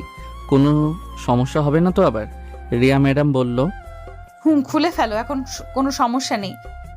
আমি চোখের বাঁধন খুলে মাথা নিচু করে বললাম, ম্যাডাম আপনি হেঁটে যেতে পারবেন তো নাকি আমাকে? রিয়া ম্যাডাম আমাকে শুধু বলল, আমাকে একটু ধরো তাহলেই হবে। রিয়া ম্যাডামকে ধরে ওনার রুমে নিয়ে গেলাম। বিছানায় শুয়ে ম্যাডাম বলল, এখন যাও, আম্মুর রুম থেকে একটা মলম নিয়ে আসো, ওনার বিছানার নিচে গিয়ে পাবে হয়তো। ম্যাডাম আমি যদি কোনো কিছু চুরি করে নিয়ে যাই? রিয়া ম্যাডাম এবার মুচকি হাসি দিয়ে বলল, যাও, ভালো করে আম্মুর বিছানার নিচে খোঁজো, আলমারির চাবি পাবে ওইখানে। আমি আর কিছু না বলে রিয়া ম্যাডামের কথা মতো মলম নিয়ে এসে রিয়া ম্যাডামের হাতে দিলাম। রিয়া ম্যাডাম আমার দিকে তাকিয়ে বলল, তা কয় লাখ টাকা চুরি করলে তুমি? ম্যাম এভাবে বলবেন না প্লিজ। রিয়া ম্যাডাম বলল, তুমি তো চাইলে এখন ভালো একটা বিয়ে করতে পারো, তোমার টাকা পয়সা সবকিছু আছে এখন। এমনটা কোনোদিনই করব না। ভালো মেয়ে ছাড়া বিয়েই করব না। তাছাড়া আমার আপু এখন যেই মেয়ে পছন্দ করবে আমি তাকেই বরং বিয়ে করব। দেন ম্যাডাম আমি আপনাকে মলম লাগিয়ে দেই। রিয়া ম্যাডাম একটু লজ্জা পেয়ে বলল, না মানে। বুঝতে পারছি ম্যাডাম, সরি। আচ্ছা আমি কি চলে যাব ম্যাডাম? এখন কি যাওয়ার তোমার খুব জরুরি? কালকে মাত্র চাকরি নিয়েছি, এখনো কোনো কাজ করি নাই, যেতে তো হবেই। আচ্ছা ঠিক আছে, দরজা লাগিয়ে চলে যাও, আর তোমার আপুর ফোন নাম্বারটা একটু দিয়ে যাও তো। কি করবেন ম্যাডাম? এত কথা বলো কেন? তোমাকে আমি দিতে বলেছি, দাও তো। আমি আপুর নম্বর নিয়ে বললাম, ম্যাডাম আপনি একা থাকতে পারবেন তো নাকি কোনো সমস্যা হবে? আমার জন্য যদি এতই চিন্তা করতে তাহলে আমাকে এমন অবস্থায় রেখে চলে যেতে না। আমি এবার একটা চেয়ার টেনে রিয়া ম্যাডামের পাশে বসে বললাম, এই যে বসালাম, আপনি যতক্ষণ পর্যন্ত সুস্থ না হবেন ততক্ষণ পর্যন্ত আমি এখানেই বসে থাকব। আরে আরে, এত রেগে গেলে কেন বলো তো? আমি তো মজা করে বলেছি, তুমি চলে যাও, কোনো সমস্যা হবে না। বাহির থেকে দরজা লাগিয়ে চলে যাও। যাই তাহলে আমি। দেখেন ম্যাডাম আপনি একটু বোঝার চেষ্টা করেন। আমি যদি... তোমাকে আর কিছু বলতে হবে না, আমি বুঝেছি তো সব। যাও। যদি কোনো দরকার হয় তাহলে আমাকে ফোন করবেন, আমি সবার আগে চলে আসব। ফোন নাম্বার না দিয়ে বলছো আমাকে আগে ফোন করবেন না? আমি রিয়া ম্যাডামকে ফোন নম্বর দিয়ে বাসা থেকে বের হয়ে গেলাম। সরাসরি কলেজ ড্রেস নিয়ে অফিসে চলে গেলাম। এমনি অনেকটাই দেরি করে ফেলেছি। আমাকে কলেজের ড্রেসে দেখে সবাই আমার দিকে অবাক হয়ে তাকিয়ে আছে। তাতে আমার কি? আমি আমার মতো গিয়ে কাজ করি। আমি আমার রুমে গিয়ে মনোযোগ সহকারে কাজ করতে লাগলাম। ধুর, এসব কি উল্টাপাল্টা হিসাব আমার মাথায় ঢুকছে না। ফাইল টাইল সব কিছু সামনে ফেলে চেয়ারে পুরো শরীর হেলিয়ে শুয়ে আছি। কিরে লাদেন, কখন আসলি? আমি মাথা তুলে তাকিয়ে দেখি আপু এসেছে। আপুকে দেখে বললাম, এই তো কিছুক্ষণ হলো আসছি। কাজ না করে বসে আসত কেন? এই কাজ শেষ করে ফেলবো, তুই চিন্তা করিস না। আপু আমার সামনের চেয়ারে বসে একটা বই দিয়ে বলল, এটা পারবি সময় হলে, আর যদি কোনো ভুল হয় আমাকে জিজ্ঞেস করবি, ঠিক আছে? আচ্ছা আপু। আর তুই বাসায় যাস নাই? কলেজ ড্রেস পরে চলে আসলি যে? একটু বিজি ছিলাম তো আপু, এজন্য কলেজ ড্রেস পরেই চলে আসছি। আপু আমার কথা শুনে হাসি দিয়ে বলল, তোর বাইকের পিছনে মেয়েটা কে ছিল? মনে মনে বললাম, আমার বাইকের পিছনে রিয়া ম্যাডাম ছিল। তা আমার আপু কোথায় দেখলো? আমি কথা ঘোরানোর জন্য বলল, আরে না আপু, আমি আবার আমার বাইকে কাকে তুলবো? তুমি হয়তো অন্য কাউকে দেখেছো। তাই না? আমি অন্য কাউকে দেখছি? যদি একটা ছবি তুলতাম তাহলে তুই ঠিকই বিশ্বাস করতি, কিন্তু আমি তোরেই দেখলাম মনে হয়। আরে না আপু, তুমি ভুল দেখেছো। তুই তো রুহির সাথে যাস না। কেন আপু? আমি রুহিকে কল দিলেই সব জানতে পারবো। আপুর কাছ থেকে ফোনটা নিয়ে বললাম, তুই এমন করছিস কেন? আসলে একজন ছিল, কিন্তু উনি সম্মানী একজন ব্যক্তি, এছাড়া কিছু না। আমি ওনাকে নিতে চাই না, উনি একটা বিপদে পড়ছে এজন্য। আপু আমার কাছে বসে আমার মাথায় হাত দিয়ে বলল, একবার একটা ভুল করলি, আমি চাইছি আর যেন এমন কোনো ভুল না হয়। আমি তোর ভালোর জন্যই বলছি। বুঝতে পারছি আপু। আচ্ছা এখন তুই বাসায় চলে যা, আজকে আর কাজ করতে হবে না। না আপু, রাতে যাব। এখনো তো কিছু খাস নাই মনে হয়। খেয়ে এসেছি আমি আপু। এই কথাটা বলে আমি আটকে গেলাম, মনে হচ্ছে যেন নিজের বিপদ নিজেই ডেকে নিয়ে আসলাম। আপু আমার দিকে অবাক হয়ে তাকিয়ে বলল, বাসায় গেলি না, আবার কোথা থেকে খেয়ে আসলি? আপু এই বিষয়ে কোনো প্রশ্ন করিস না। আপু আমার দিকে একবার তাকিয়ে বলল, আচ্ছা ঠিক আছে, তুই কাজ কর আর ক্যান্টিন থেকে আগে কিছু খেয়ে আয় যা। আপু চলে যাওয়ার পর আমি ওয়াশরুমে চলে গেলাম। পকেট থেকে একটা সিগারেট বের করে খেতে লাগলাম। মাঝে মাঝে যখন মাথায় একটু টেনশন ঢুকে যায় তখন এটা খেতে হয়। আপু আমাকে কোথায় দেখলো এটাই তো বুঝলাম না। এই আপনি এখানে সিগারেট খাচ্ছেন, তাও আর মেয়েদের ওয়াশরুমে? তাড়াতাড়ি সিগারেট ফেলে সামনে তাকিয়ে দেখি একটা সুন্দরী মেয়ে দাঁড়িয়ে আছে। আমি বোকা সুরে বললাম, মানে আমি তো সিগারেট খাচ্ছি না। আসলে হয়েছে কি? আমাকে মিথ্যা কথা বলেন? আমি নিজে চোখে দেখেছি। কিন্তু আপনি মেয়েদের ওয়াশরুমে কি করেন? মনে মনে বললাম, আজকে মনে হয় গাঁজা খেয়েছি, নইলে তো আমার এমন হওয়ার কথা না। ইস, ওয়াশরুমে ঢোকার আগে তাকেও দেখি নাই। এটা মেয়েদের নাকি ছেলেদের? আর আমি দরজার সামনেই দাঁড়িয়ে সিগারেট খাচ্ছি। আপু এসব জানতে পারলে আমি শেষ। এবার কাঁদো কাঁদো সুরে বললাম, আসলেই আমার ভুল হয়ে গেছে, আজকে মাফ করে দেন আপনি প্লিজ। আপুকে কিছু বলবেন না। এখানকার বসকে আপনি আপু বললেন কেন? আরে এই মেয়ে তো এখানে নতুন মনে হচ্ছে। আমি এবার মেয়েটাকে ভয় দেখানোর জন্য বললাম, আমি কে জানো তো? আমার একটা কথার কারণে তোমার চাকরি চলে যেতে পারে, সো বুঝে শুনে কাজ করবে। ছেলেদের ওয়াশরুমে গেলে ওরা কাউকে না কাউকে বলে দিত। আমি জানি মেয়েরা খুব ভালো হয়, আপনি কাউকে বলবেন না, আমি এটা জানি। আপনার মনটা খুব ভালো, আপনি সাবধান, কাউকে কিছু বলবেন না। সামনের মাসে আমার প্রমোশন পাক্কা। ঠিক আছে আমি গেলাম। মেয়েটাকে সাইড কাটিয়ে বের হয়ে গেলাম। আমি আমার চেয়ারে বসে দম ছেড়ে বললাম, যাক বাবা, বাঁচা গেলাম, নইলে মেয়েটা আমার 12টা বাজিয়ে দিত। ইস, কি এক বিপদে পড়েছিলাম। মেয়েদের ওয়াশরুমে ঢুকে গেলাম। আপু এই কথাটা জানতে পারলে আমার অবস্থা শেষ। আমি সব চিন্তা ভাবনা বাদ দিয়ে মাথা নিচু করে কাজ করছি। কিছুক্ষণ পর আপু এসে বলল, কিরে লাদেন, কাজ শেষ হয়েছে? আমি মাথা তুলে আপুর দিকে তাকিয়ে বললাম, এই তো আপু, প্রায় শেষ। তবে আপুর পিছনে ওয়াশরুমের সেই মেয়েটাকে দেখে চমকে গেলাম। মনে মনে বললাম, তাহলে আজকে আমি শেষ। ও মনে হয় আপুকে সব বলে দিয়েছে। আপু ধীরে ধীরে হেঁটে আমার কাছে এসে বলল, তুই একটু দাঁড়াতো। আমি আপুর কথা শুনে দাঁড়িয়ে গেলাম। আপু আমার পকেটে হাত দিয়ে সিগারেটের প্যাকেট বের করে নিল। ভয়ে আমার কলিজার পানি শুকিয়ে গেল। সিগারেটের প্যাকেট নিয়েই আপু চোখ বড় করে আমার গালে ঠাস ঠাস করে 2টা চড় দিয়ে বলল, এসব কবে থেকে খাস? আমি মাথা নিচু করে বললাম, না মানে আপু। আপু এবার আমাকে জোরে ধমক দিয়ে বলল, আমি তোরে বলছি এসব কবে থেকে খাস? এত কথা বলছিস কেন লা? আমি আপুর কথার জবাব না দিয়ে চুপচাপ দাঁড়িয়ে আছি। আপু আমাকে আবার বলল, তোর সাহস দিন দিন বাড়ছে না? আজকাল মেয়েদের ওয়াশরুমে গিয়ে সিগারেট খাস, আর তুই এই মেয়েকে কি বলছিস? তুই চিনিস ওকে? ও হলো আমার নতুন পিএস, আর তুই কিনা তাকে বলছিস প্রমোশন দেবে? মনে মনে বললাম, মেয়েটা দেখতে শুনতে কত সুন্দর, অথচ তার ব্যবহার কুত্তার মতো। ভাবছিলাম আপুকে কিছু বলবে না, কিন্তু শেষ পর্যন্ত বলেই দিল। মনটাই যেন খারাপ হয়ে গেল। এবার আপু আমাকে জিজ্ঞেস করলো, কাজ কতটুকু হলো? আমি ভয়ে ভয়ে উত্তর দিলাম, এই তো কিছুটা হয়েছে। এবার আপু সুন্দর করে বলল, আমি তোরে কতদিন বাঁচাবো? তোর চাকরি তোর নিজের ধরে রাখতে হবে।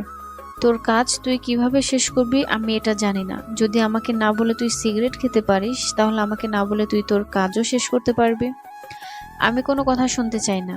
আজকে তোর কাজ তোর শেষ করে বের হতে হবে। তুই সারা রাত কাজ করবি কি না এটা তুই ভালো জানিস, তবে আমি চাই কোনো হিসাব যেন বাকি না থাকে। আমাকে দিনের কাজ দিনেই বুঝিয়ে দিতে হবে। আর একদিন যদি আমি তোর পকেট থেকে সিগারেট দেখি না, তাহলে তোর খবর আছে। আপু আর কিছু না বলে চুপচাপ চলে গেল।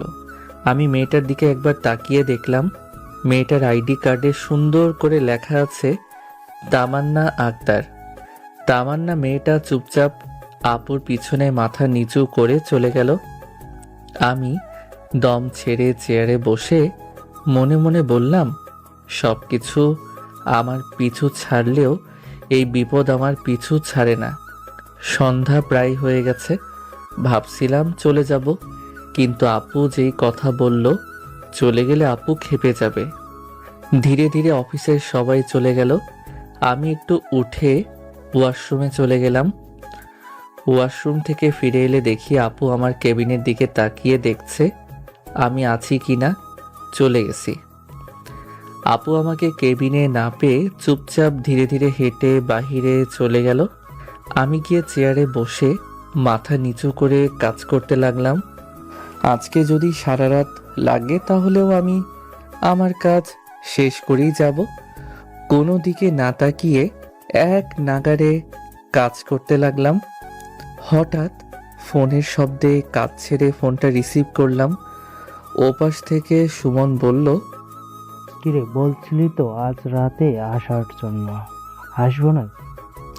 আর বলিস না, আজকে কাজ শেষ করতে পারি নাই বলে আপু বকা দিয়েছে, এজন্য এখনো অফিসে আছি। কি করছ তুই এখনো অফিসে? বাসায় আসবি কখন? না রে, আজকে আর বাসায় যাব না, এখানেই শুয়ে ঘুমিয়ে পড়ব।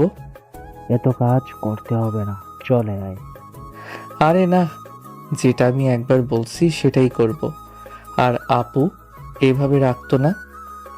আজকে মেয়েদের ওয়াশরুমে গিয়ে সিগারেট খাচ্ছিলাম, এই জন্য এমন হয়েছে। ওরে শালা, তুই তাহলে শেষ। আমি তোরে কতবার বলছি এসব তোর খেতে হবে না। কি আর করবো, ভাবছিলাম তোর বাসায় এসে একটু আড্ডা দিব, কিন্তু তুই তো এখনো অফিসে, কাজ শেষ হবে কখন?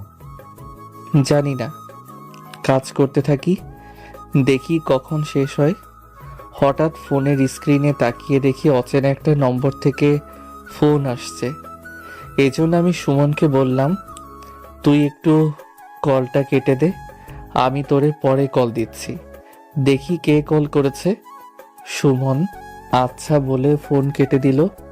সুমন ফোন কেটে দেওয়ার পর আমি ফোনটা রিসিভ করে বললাম, কে বলছেন?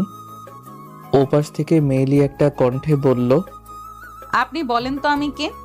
আজব তো, আমি আপনাকে চিনি না জানি না, আর বলছেন বলতো আমি কে? আপনি কি মজা করেন আমার সাথে নাকি? তোমার কি মনে হয় আমি তোমার সাথে মজা করছি?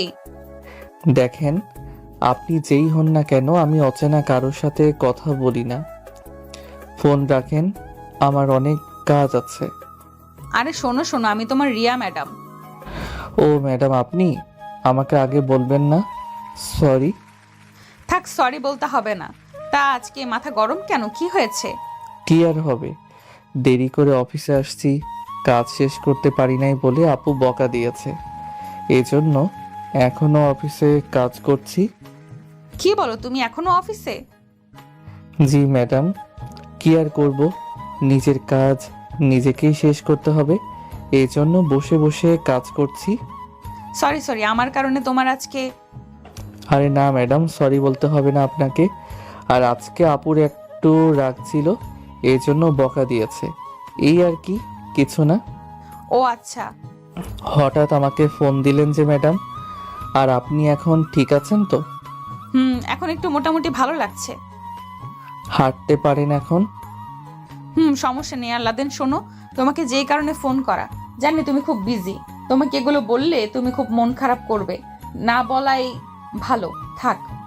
ফোন যেহেতু করেই ফেলছেন তাহলেই বলেই দিন ম্যাডাম, কি হয়েছে? অনেক দিন হলো ফুচকা খাওয়া হয় না, এখন তো রাত বেশি হয় নাই, তাই ভাবছিলাম তুমি যদি বাজারের কাছে বা। ফুচকা খেতে চাইছিলেন নাকি? তুমি তো জানো এই শহরে আসার পর থেকে আমি কারোর সাথে এত কথা বলি না। এই শহরের মানুষগুলো খুব বিজি থাকে, সবাই নিজ নিজ মতোই চলে, তাই কোনো উপায় না পেয়ে তোমাকে কল দিলাম। আমি একমাত্র তোমার সাথেই একটু কথা বলি। খাবার খাইছেন ম্যাডাম? না, আজকে আর কিছু খাই নাই, ভালো লাগছে না। ও, আন্টি আসছে বাসায়? আসছে। ঠিক আছে, আপনি জানালা খোলা রাখবেন, আমি আসছি। আরে না না, আসতে হবে না, এমনি তুমি এখনো অফিসে। কিছু হবে না ম্যাডাম।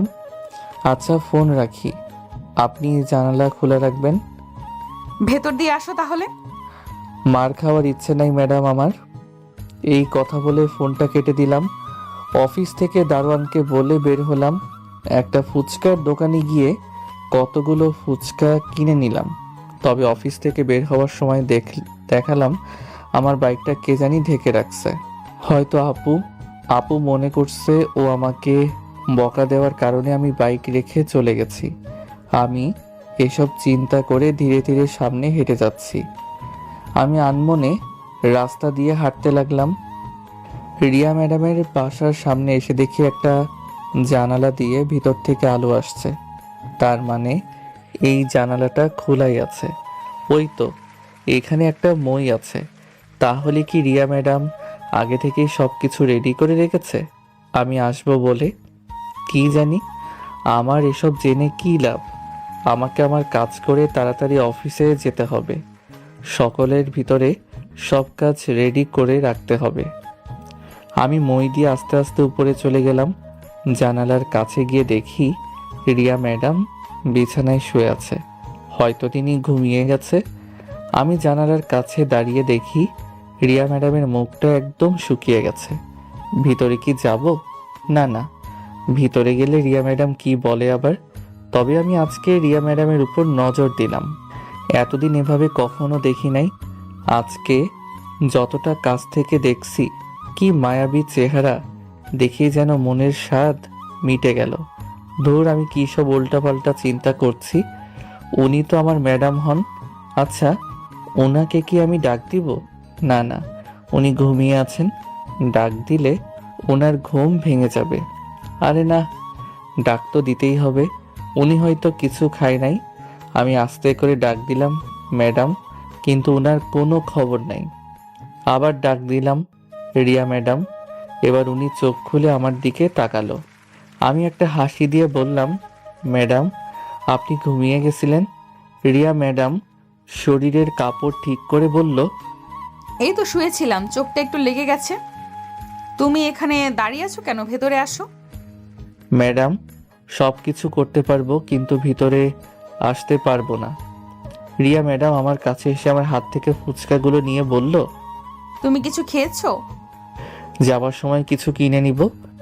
এত রাত হয়েছে, এখন আর অফিসে যেতে হবে না, তুমি বাসায় চলে যাও। না ম্যাডাম, বাসায় যাওয়া যাবে না। আপু আমাকে অনেক বকা দিয়েছে, আমি দরকার হলে সারা রাত কাজ করব। দেখো তোমার আপু রাগের মাথায় হয়তো বকা দিয়েছে, তাই বলে তুমি পাগলামি করবে? পাগলামো না ম্যাডাম, আমার কাজ তো আপনাকেই করতে হবে। বুঝেছি, তাই বলে সারা রাত? বাদ দেন ম্যাডাম, একটা কথা বলবো কি? রিয়া ম্যাডাম ফুচকা খেতে খেতে বলল, বলো। আমি যদি আপনাকে সুযোগ পেয়ে রিয়া ম্যাডাম আমাকে আটকে দিয়ে বলল। তুমি কি বলতে চাইছো আমি বুঝতে পারছি। আমি তোমাকে এতটাই বিশ্বাস করি যেটা বলার বাহিরে, কারণ তুমি ছেলেটা অনেক ভালো। ফুচকা খাবে? না ম্যাডাম, আমি এখন কিছু খাবো না। তাহলে আমি কি যাব ম্যাডাম? চলে যাবে? যেতে তো হবেই ম্যাডাম।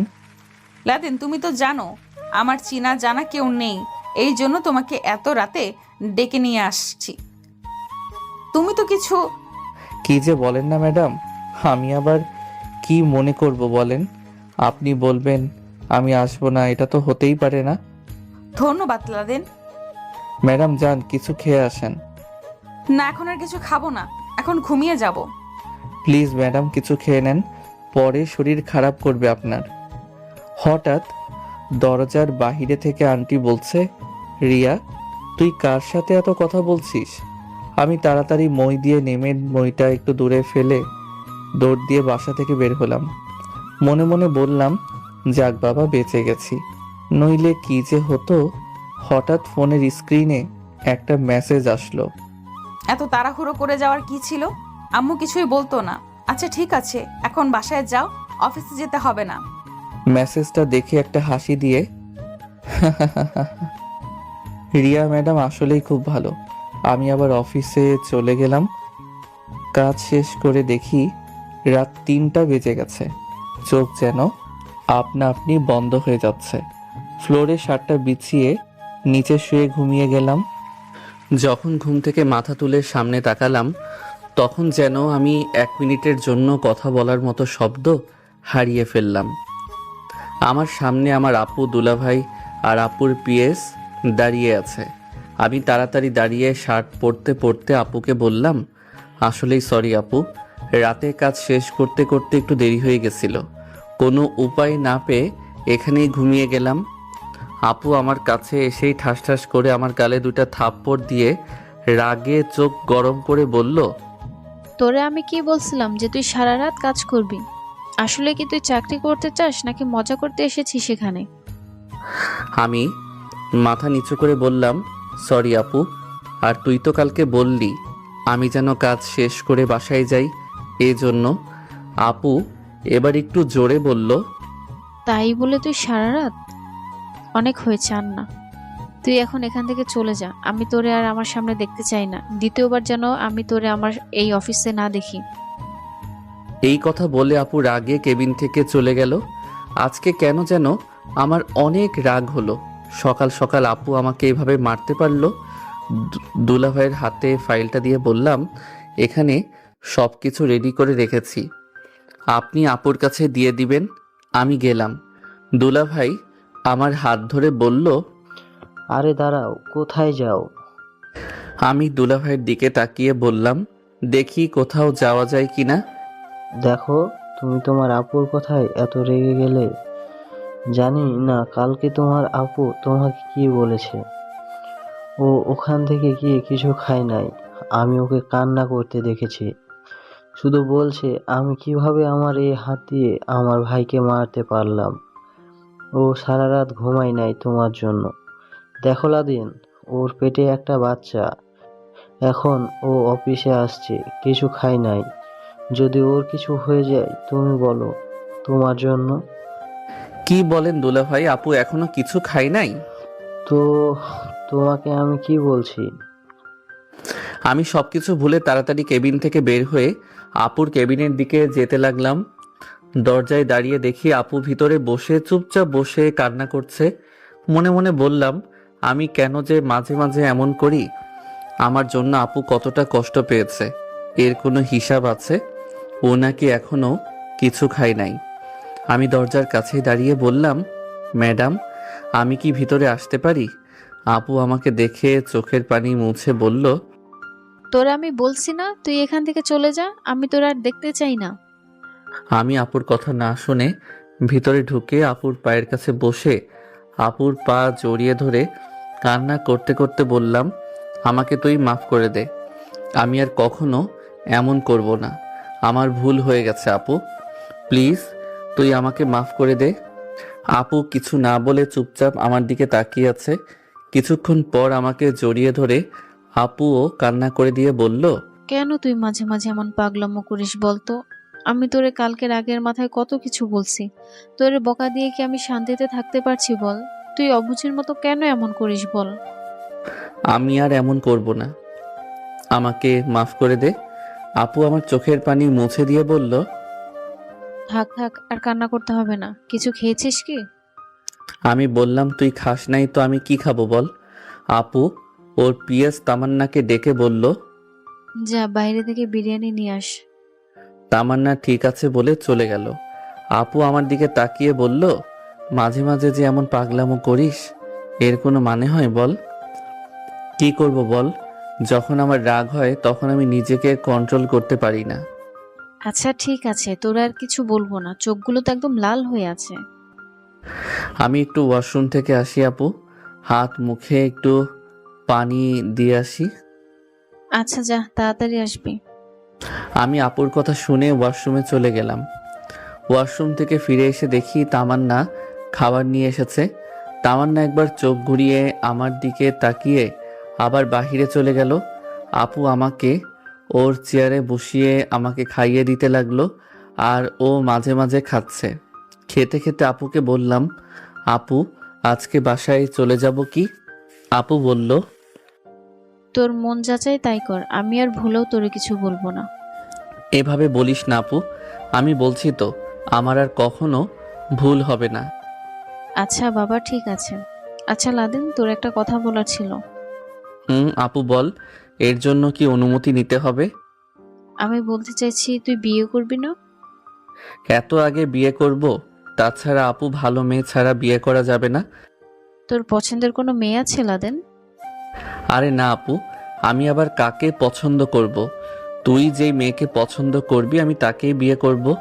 আপু খেতে খেতে একটা হাসি দিয়ে বলল, আচ্ছা ঠিক আছে, তবে তোর জন্য একটা সারপ্রাইজ আছে। এখন আমি এমন একটা মেয়ে খুঁজেছি যার কোনো পরিবার নেই, আর মেয়েটাও অনেক ভালো, তোর অনেক ভালোবাসবে।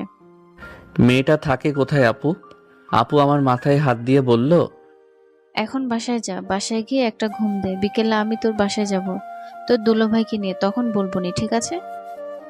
আচ্ছা আপু। তাহলে এখন তুই যা, কেমন? আজকে আর তোর অফিসে আসার দরকার নেই। আমিও আপুর কথা মতো অফিস থেকে বের হয়ে গেলাম। বাইক নিয়ে বাসার দিকে যেতে যেতেই চিন্তা করতে লাগলাম, বাসায় থেকে আর কি করব। এর থেকে বরং কলেজে চলে যাই, একটা ক্লাস করেই চলে আসবো। এটাই করতে হবে। পরে ঘুমাবো নে। বাসায় যাওয়ার পর দাদি যে কি বকা শুরু করলো আমাকে। আমি রাতে কোথায় ছিলাম, বাসায় কেন আসি নাই, এখন নাকি আমি বড় বেডা হয়ে যাচ্ছি। বুড়ো মানুষ আরো কত কি যে বলছে হিসাবের বাহিরে। আমি শুধু চুপচাপ কান বন্ধ করে শুনছি। গোসল করে রেডি হয়ে সুমনের নম্বরে কল দিলাম। সুমন ফোন রিসিভ করে বলল, কিরে, তুই কি মাঝে মাঝে হারিয়ে যাস? তোর কোনো খোঁজ খবর নাই। রাতে বলছিলি কল দিবি, কিন্তু পরে তোরে কোনো খোঁজই নেই। ধুর বেটা, একটু বিজি ছিলাম। রুহি কোথায়? ও কলেজে যাবে না? না রে রাধেন, আজ আরও কলেজে যাব না।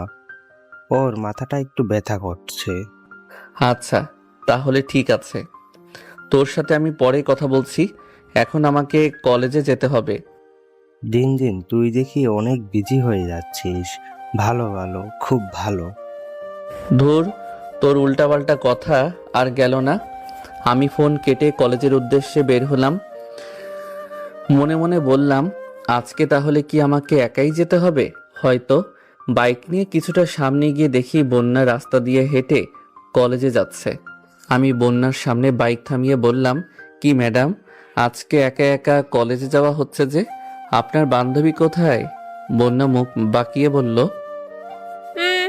আসছে বান্ধবীর খবর নিতে। আপনার বোন, আপনি ভালো জানেন না ও কোথায়। আচ্ছা বন্যা, তুমি কথায় কথায় এভাবে মুখ বাঁকাও কেন, আমাকে এটা বলো।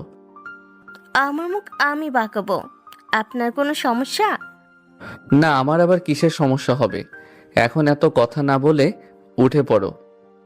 না না বাবা, আজকে আর আপনার পিছনে উঠবো না। আজকে আবার রুহি আসে নাই, একা একাই যাব। কেন যাবে না? আমি কি তোমার... এই মিয়া, এত উল্টাপাল্টা চিন্তা করেন কেন?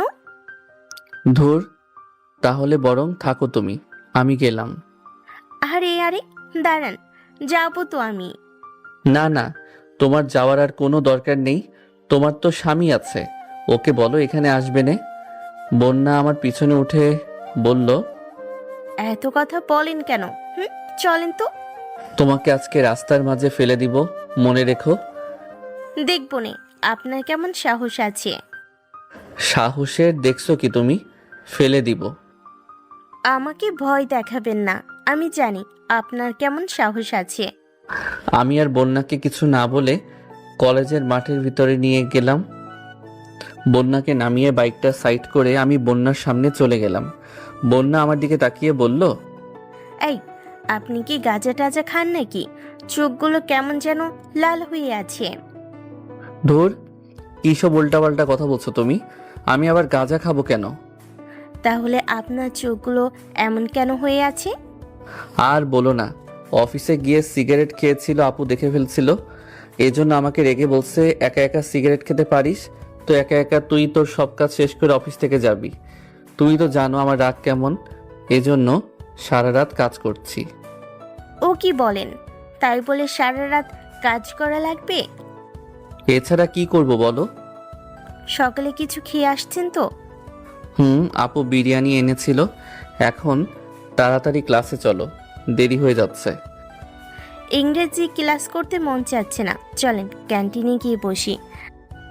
আমি বন্যার হাত ধরে বললাম, এটা একটা গুরুত্বপূর্ণ ক্লাস, এটা মিস করা যাবে না। বন্যা আমার হাত ছাড়িয়ে বলল, আরে যাবো তো। আপনি আমার হাত ধরলে মানুষ কি মনে করবে? সবাই বলবে আমি আপনার গার্লফ্রেন্ড। আমার কিন্তু আবার জামাই আছে। ইস, তোমার মতো মেয়েকে আমার গার্লফ্রেন্ড বানানোর কোনো ইচ্ছা নাই। চলো তো ক্লাসে, শুধু উল্টাপাল্টা কথা বলো। আমি আর বন্যা ক্লাসে গিয়ে বসলাম। তার কিছু সময় পর ম্যাডাম ক্লাসে আসলো। আমি চোখ তুলে রিয়া ম্যাডামের দিকে তাকিয়ে অবাক হয়ে গেলাম। আজকে রিয়া ম্যাডাম একটু সেজে এসেছে, তবে ওনাকে শাড়িতে এতটা সুন্দর লাগছে যেটা বলার বাহিরে। হঠাৎ একটা বিষয় দেখে যেন আমার একটু রাগ হলো। সেটা হলো, রিয়া ম্যাডাম আজকে তার চুল বাঁধে নাই, চুল ছেড়ে কলেজে আসছে। এটা দেখে কেমন যেন আমার একটু রাগ হলো। বুঝলাম না হঠাৎ করে কেন আমার এমন লাগলো। রিয়া ম্যাডাম আমার দিকে তাকিয়ে একটা হাসি দিল। বন্যা আমাকে আস্তে করে বলল, এই ছেলে, আগে চশমা পরো, তোমার চোখগুলো লাল হয়ে আছে। আমি বন্যার কথা শুনে বললাম, তোর তো ভালো বুদ্ধি আছে বলতে হবে। বন্যার কথা মতো আমি চশমা পরে নিলাম। আর অপরদিকে রিয়া ম্যাডাম ক্লাস করতে লাগলো। রিয়া ম্যাডাম একটা বই নিয়ে কোনো একটা টপিক বোঝাতে বোঝাতে পিছনে চলে আসলো, একদম আমার বেঞ্চের সামনে। আমি আস্তে করে রিয়া ম্যাডামকে শুনিয়ে বন্যাকে বলতে লাগলাম, কিরে বন্যা, এটা আবার তোর কি স্টাইল? তুই এখানকার ছাত্র হয়েছিস বলে তুই খোলা চলে কলেজে চলে আসবি? তোর কি একটু লজ্জা করে নাই? দেখ তো, তোর দিকে কত ছেলে তাকিয়ে আছে। যদি লজ্জা বলে কিছু থাকে তাহলে তুই তোর চুল বেঁধে ফেল। বন্যা আমার দিকে তাকিয়ে বলল, কিরে, তোর কি মাথা খারাপ হয়ে গেছে? কি বলছিস সেই সব? আমি বন্যাকে কিছু না বলে ম্যাডামের দিকে তাকিয়ে আছি। রিয়া ম্যাডাম চুপটি করে মাথার চুল বেঁধে নিল। এটা দেখে আমি একটু খুশি হয়ে একটা হাসি দিলাম। বন্যা আমাকে চিমটি দিয়ে বলল, ও এই ব্যাপার? তুই আমাকে উদ্দেশ্য করে রিয়া ম্যাডামকে এসব কথাগুলো বলি? কি ব্যাপার লাদেন, কাহিনী কি বলো তো? ধুর, এখানে কোনো কাহিনী নাই, তুই একটু চুপ করে বসে থাকতে পারিস না? রিয়া ম্যাডাম এবার আমার দিকে তাকালো। আমি হাত দিয়ে ইশারা করে দেখিয়ে বললাম, এখন খুব ভালো লাগছে ম্যাডাম। রিয়া ম্যাডাম আবার আরেকটা মুচকি হাসি দিয়ে ক্লাস করাতে লাগলো। বন্যা তো আমার দিকে তাকিয়ে আছে, ও শুধু বলছে, কেমনে কি লাদেন, তুই ম্যাডামের এত কাছে কিভাবে গেলি? বন্যা মেজাজ গরম করবি না, আর এখানে কোনো কাহিনী নাই। রিয়া ম্যাডামকে আমি একটা অ্যাক্সিডেন্ট থেকে বাঁচিয়েছিলাম, এজন্য তিনি হয়তো আমার সাথে একটু কথা বলেন। একটু না, আমাকে তোর শিখাতে হবে না, আমি বুঝি, সব বুঝি। দেখ বন্যা, তুই উল্টাপাল্টা চিন্তা বাদ দিবি। আজকে তুই ক্লাস থেকে বের হ আগে। কি করবি পরে তুই? তোরে মাথায় নিয়ে নাচবো, আগে বের হ তো। হ। ক্লাস শেষ করে বের হতে বন্যা আমাকে বলল, ওই ম্যাডাম তোর সাথে এভাবে কথা বলে কেন? আমাকে বল, ম্যাডাম তোর কি হয়? দেখ বন্যা, আমি তোরে কতবার বলবো বল, ম্যাডাম আমার কিছু হয় না। আচ্ছা তোরে একটা উদাহরণ দেখাই। বল। আজকে যদি আমি তোরে মরার হাত থেকে বাঁচাই তাহলে তুই আমার সাথে কথা বলবি না বল? তেমনি করে রিয়া ম্যাডাম এমন একটা অবস্থায় পড়ছিল, আমি ওনাকে বাঁচিয়েছি। তোদের বিষয় তোদের মাঝেই থাক, আমি কিছু আর শুনতে চাই না। আচ্ছা তুই এখানে একটু দাঁড়া, আমি যাব আর আসবো। কোথায় যাবি? আরে তোরে আমি বলছি না, তুই এখানে একটু দাঁড়া। আচ্ছা ঠিক আছে, তাড়াতাড়ি আসবি। আমি বন্যাকে রেখে অফিস রুমের সামনে যেতে লাগলাম। এই তো রিয়া ম্যাডাম বের হচ্ছে অফিস রুম থেকে, হয়তো তিনি অন্য কোনো ক্লাসে যাবেন। আমি রিয়া ম্যাডামের সামনে গিয়ে বললাম, ম্যাডাম চলে যাব নাকি আপনার জন্য অপেক্ষা করব? রিয়া ম্যাডাম আমার দিকে তাকিয়ে বলল, না, অপেক্ষা করতে হবে না, বরং তুমি চলে যাও। আমার জন্য তোমার কাজের ক্ষতি হয়, পরে রাতে তোমাকে কাজ করতে হয়। আরে ম্যাডাম, আপনি যে কী সব কথাবার্তা বলেন? আমার কাজ তো আমাকেই করতে হবে বলেন। আমার কাজ তো কেউ আর করে দিবে না। রাত হলেও আমার কাজ আমাকে করতে হবে, এটা নিয়ে আপনার চিন্তা করতে হবে না। আমি কি আপনার জন্য দাঁড়াবো নাকি আপনি? রিয়া ম্যাডাম শুধু বলল, আর মাত্র 2টা ক্লাস করাবো, যদি পারো তো একটু দাঁড়াবে, আর কাজ থাকলে চলে যেতে পারো। এই কথা বলে রিয়া ম্যাডাম ক্লাসের দিকে যেতে লাগলো। তবে তিনি হঠাৎ করে পিছনে তাকিয়ে একটু মুচকি হাসি দিল। আমি রিয়া ম্যাডামের হাসি দেখে মনে মনে বললাম, তার মানে রিয়া ম্যাডাম চায় আমি যেন তার জন্যে অপেক্ষা করি। আমি বুঝলাম না আমার কি হয়েছে। রিয়া ম্যাডামের সামনে গেলে আমি কেমন যেন একটু দুর্বল হয়ে যাই, এটাই তো বুঝি না। সে যাই হোক, এখন একটু অপেক্ষা করতে হবে। আমি বন্যার সামনে হেঁটে চলে গেলাম। বন্যার কাছে যেতেই বন্যা বলল, একটা বিষয় মাথায় রাখ, ম্যাডাম কিন্তু তোর থেকে 2-3 বছরে বড়। বন্যা, আর একবার যদি তুই উল্টাপাল্টা চিন্তা করিস বা উল্টাপাল্টা কথা বলিস, তোর মাথা কিন্তু আমি ফাটিয়ে দেব। সত্যি কথা বলে আমার দোষ হয়ে গেল না? আচ্ছা এখন চল আর একটা ক্লাস করে আসি। হঠাৎ করে তোর পড়াশোনায় এত মন বসলো কিভাবে রে? আমাকে এটা বল তুই। দেখ, এই বয়সে আবার পড়তে এসেছি, এখন যদি ভালো একটা রেজাল্ট করতে না পারি তাহলে সব শেষ। তুই এই বছর ফেল করবি, পরে হিসাব মিলিয়ে নিস। আমি ফেল করলে করব, যেটা কপালে আছে সেটাই হবে। এখন ক্লাসে চল। আবার একটা ক্লাস শেষ করে বের হলাম। ক্লাস শেষ করে বের হতেই বন্যা বলল, এখন আর ক্লাস করব না, বাসায় চলে যাব। তুই চলে যাবি বাসায়? কেন, তুই যাবি না? না, আমি আরো কিছুক্ষণ পর বাসায় যাব। কাহিনী কি বলতো? কোনো কাহিনী নাই, তুই বাসায় যা। তোর হঠাৎ করে কি হয়েছে বল? তুই একা একা এখানে কি করবি? আমি কি করব এটা জেনে তো লাভ আছে বল? আচ্ছা ঠিক আছে, তাহলে থাক তুই, তবে সাবধানে, কারোর সাথে কোনো ঝামেলা করবি না। এই কথা বলে বন্যা চলে গেল। বন্যা চলে যাওয়ার পর আমি একা একা দাঁড়িয়ে আছি। এখন শুধু রিয়া ম্যাডাম আসলেই হলো। আর কিছুক্ষণ হয়তো এখানে দাঁড়িয়ে থাকতে হবে। আমি ফোনটা নিয়ে আবার গেম খেলতে লাগলাম। কিছুক্ষণ পর দেখি আমার পুরাতন শালি কিছু ছেলে পেলে নিয়ে আমার কাছে আসছে। মনে মনে বললাম, এই মেয়ে এখন আবার আমার কাছে আসছে। আমি তো কোনো ধরনের ঝামেলা করতে চাই না, কিন্তু ওরা তো এসেই আমাকে বিপদে ফেলে দিবে। যেই আমার পুরাতন শালি আমার কাছে এসে দাঁড়ালো, তখন পিছন থেকে রিয়া ম্যাডাম এসে আমার শালিকে উদ্দেশ্য করে বলল, এই মেয়ে, তোমার লজ্জা করে না? যে ছেলে তোমাকে পছন্দ করে না, তুমি বারবার তার পেছনে কেন ঘুরোস? দেশে কি ছেলের অভাব আছে? আর তুমি কি এই ছেলেগুলোকে নিয়ে এসেছো ওকে মেরে জোর করে ওর মুখ থেকে ভালোবাসি শব্দটা শুনবে, নাকি ওকে ধরে নিয়ে গিয়ে বিয়ে করবে? রিয়া ম্যাডামকে দেখে আমার শালি কোনো কথা বলে নাই, চুপচাপ মাথা নিচু করে সামনে থেকে কেটে পড়ল। আমি হাসি দিয়ে রিয়া ম্যাডামকে বললাম, ম্যাডাম আপনাকে অনেক অনেক ধন্যবাদ, আপনি আমাকে আজকে একটা বিপদ থেকে বাঁচিয়েছেন। আরে ছাড়ো তো এইসব, আমি কলেজের বাইরে গেলাম, তুমি বাইক নিয়ে এসো। এই কথা বলে রিয়া ম্যাডাম সামনের দিকে হাঁটতে লাগলো। আমি বাইক নিয়ে কলেজের মাঠ থেকে বের হয়ে রিয়া ম্যাডামের কাছে গেলাম। রিয়া ম্যাডাম আমার পিছনে উঠে বলল, আজকে তোমার অফিস আছে? না ম্যাডাম, সারা রাত কাজ করেছি দেখে আজকে আর যেতে হবে না, একেবারে কালকে সকালে। আচ্ছা ঠিক আছে, তাহলে একটা নিরিবিলি পরিবেশে নিয়ে চলো, এখানে আসার পর কোথাও যাওয়া হয় নাই। ঠিক আছে ম্যাডাম, আপনি শুধু বসে থাকেন, আমি আপনাকে নিয়ে যাচ্ছি। রিয়া ম্যাডামকে নিয়ে একটা নদীর কাছে চলে গেলাম। এখানে আশেপাশে তেমন কেউ নেই। রিয়া ম্যাডাম বাইক থেকে নেমে নদীর সামনে গিয়ে ঘাসের উপর বসলো। আমি বাইক রেখে রিয়া ম্যাডামের কাছে গিয়ে তার থেকে কিছুটা দূরে বসলাম। রিয়া ম্যাডাম এক দৃষ্টিতে নদীর পানির দিকে তাকিয়ে আছে।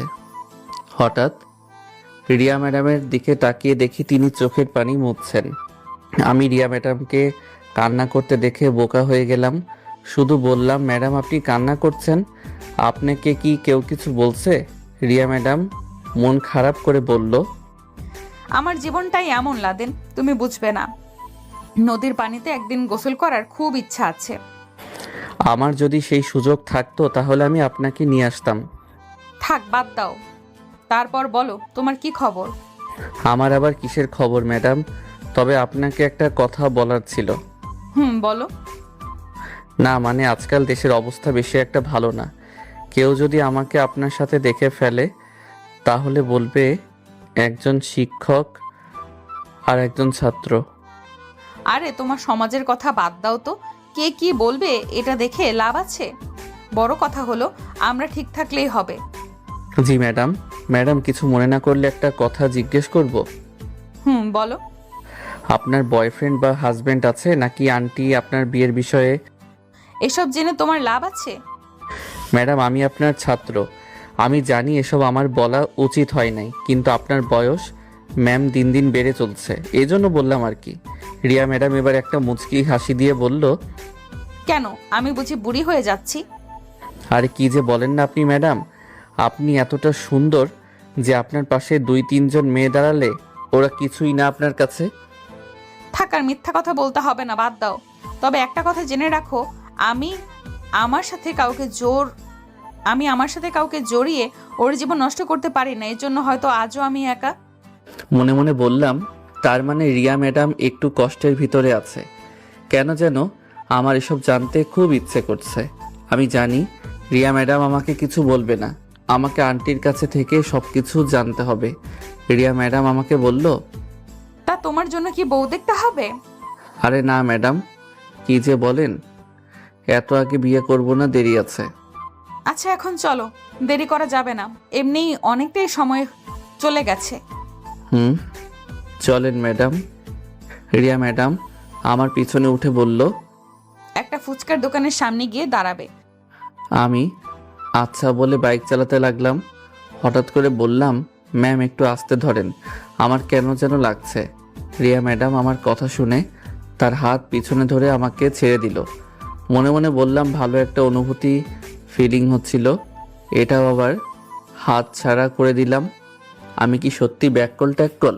আমি আবার বললাম, ম্যাডাম ছাড়তে বলছি দেখে আপনি আমাকে ছেড়ে দিবেন, আমি কিন্তু পরে অ্যাক্সিডেন্ট করলে আমাকে বকা দিবেন না। রিয়া ম্যাডাম আমাকে আবার ধরে হাসতে হাসতে বলল, তুমি সত্যি অনেক বোকা। বলেন বলেন, সমস্যা নেই ম্যাডাম। আমি রিয়া ম্যাডামকে নিয়ে একটা ফুচকার দোকানের সামনে নামিয়ে বললাম, আপনি বাইকের উপরে বসে থাকেন ম্যাডাম, নিচে নামার দরকার নেই, আমি আপনার জন্য ফুচকা নিয়ে আসছি। আচ্ছা ঠিক আছে। আমি বাইক থেকে নেমে রিয়া ম্যাডামের জন্য ফুচকা নিয়ে ওনার হাতে দিলাম। রিয়া ম্যাডাম আমার দিকে তাকিয়ে বলল, এখানে অনেকে দাঁড়িয়ে আছে, তুমি আমাকে এখন ম্যাডাম বলবে না। তাহলে কি আপু বলবো? সে বলতে পারো। আমি এটা বলতে পারবো না। আচ্ছা ঠিক আছে, ম্যাডাম বলবে। কিন্তু কেউ যেন না শোনে। আপনাকে বলতে হবে না, আমি বুঝেছি তো। ফুচকা খাবে? আরে না ম্যাডাম, আপনি খান, আমি এসব খাই না। এটা তো একটা তো খাও। দরকার নেই, আমি খাবো না। আমি খাইয়ে দেই। লাদেন হা করো বলছি।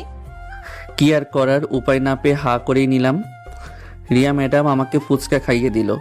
আমি ফুচকা খেতে খেতে রিয়া ম্যাডামকে আস্তে করে বললাম, আপনি এত ভালো কেন বলেন? আমি এতটাও ভালো না। আমার জীবন সম্পর্কে তুমি যদি জানতে তাহলে বলতে পারতে। এখন বলো, ফুচকা ভালো লাগলো? আপনি খাইয়ে দিছেন ম্যাডাম, ভালো লাগবে না কেন বলেন? আচ্ছা আপনি এখন খান। রিয়া ম্যাডাম বাইকের উপর বসে বসে ফুচকা খাচ্ছেন। হঠাৎ করে একটা মাইক্রো এসে আমাদের সামনে দাঁড়ালো। মাইক্রোটা আমার পা থেকে এক হাত দূরে দাঁড়ালো। এখানে এত জায়গা থাকার পরেও আমাদের সামনে মাইক্রো থামালো, এই জন্য একটু রাগ হলো।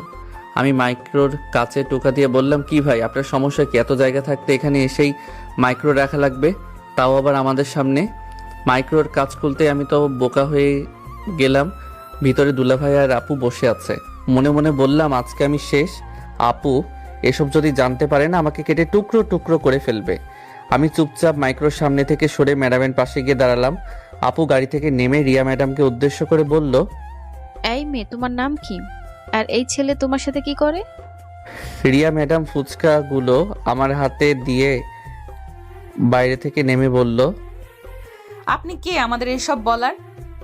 এক তো আমাদের সামনে গাড়ি রাখছেন, আবার কি সব কথা বলছেন আপনি? আমি হাতে ইশারা করে আপুকে বললাম, প্লিজ আপু তুই কিছু মনে করিস না, এই মেয়ে আমার ম্যাডাম হন, তবে আমি পরে সব কিছু বলবো, প্লিজ তুই আর কিছু বলিস না। আর এখানে আপু আমার দিকে তাকিয়ে রেগে ইশারা করে বলল, আজকে শুধু বাসায় আয়, দেখ তোর কি অবস্থা করি আমি। এই কথা বলে আপু আবার গাড়িতে উঠে চলে গেল। মনে মনে বললাম, যাক বাবা, তাহলে বাঁচা গেল। রিয়া ম্যাডাম আমার হাত থেকে ফুচকাগুলো নিয়ে বলল, তুমি এত ভয় পাও কেন বলো তো? ভয় তো তোমার কপাল থেকে ঘাম ঝরে পড়ছে। না মানে ম্যাডাম। এত ভয় পেলে হয় বলো? এখন যাও, বিল দিয়ে এসো। মনে মনে বললাম, এত বড় চাকরি করে আবার বিল দিতে বলে আমাকে। তারপর বিল দিয়ে রিয়া ম্যাডামকে ওনার বাসার সামনে নামিয়ে দিয়ে বললাম, আমি তাহলে যাই ম্যাডাম। রিয়া ম্যাডাম আমার পকেট থেকে মানি বের করে ওখানে কিছু টাকা দিয়ে মানি ব্যাগ আবার পকেটে ঢুকিয়ে বলল, আচ্ছা ঠিক আছে, তুমি চলে যাও। ম্যাডাম এটা করা কি ঠিক হলো? আমার মন চাইছে আমি দিছি, তোমার কোনো সমস্যা? না ম্যাডাম। তো এখন চুপচাপ বাসায় যাও। এই কথা বলে রিয়া ম্যাডাম বাসায় চলে গেল। আমি বাইক নিয়ে আমার বাসার দিকে যেতে লাগলাম। বাসায় গিয়ে ফ্রেশ হয়ে টেবিলে বসে দাদির সাথে অল্প কিছু খেয়ে ঘুমিয়ে গেলাম। এক ঘুমে রাত হয়ে গেল। ঘুম থেকে উঠে ওয়াশরুমে চলে গেলাম।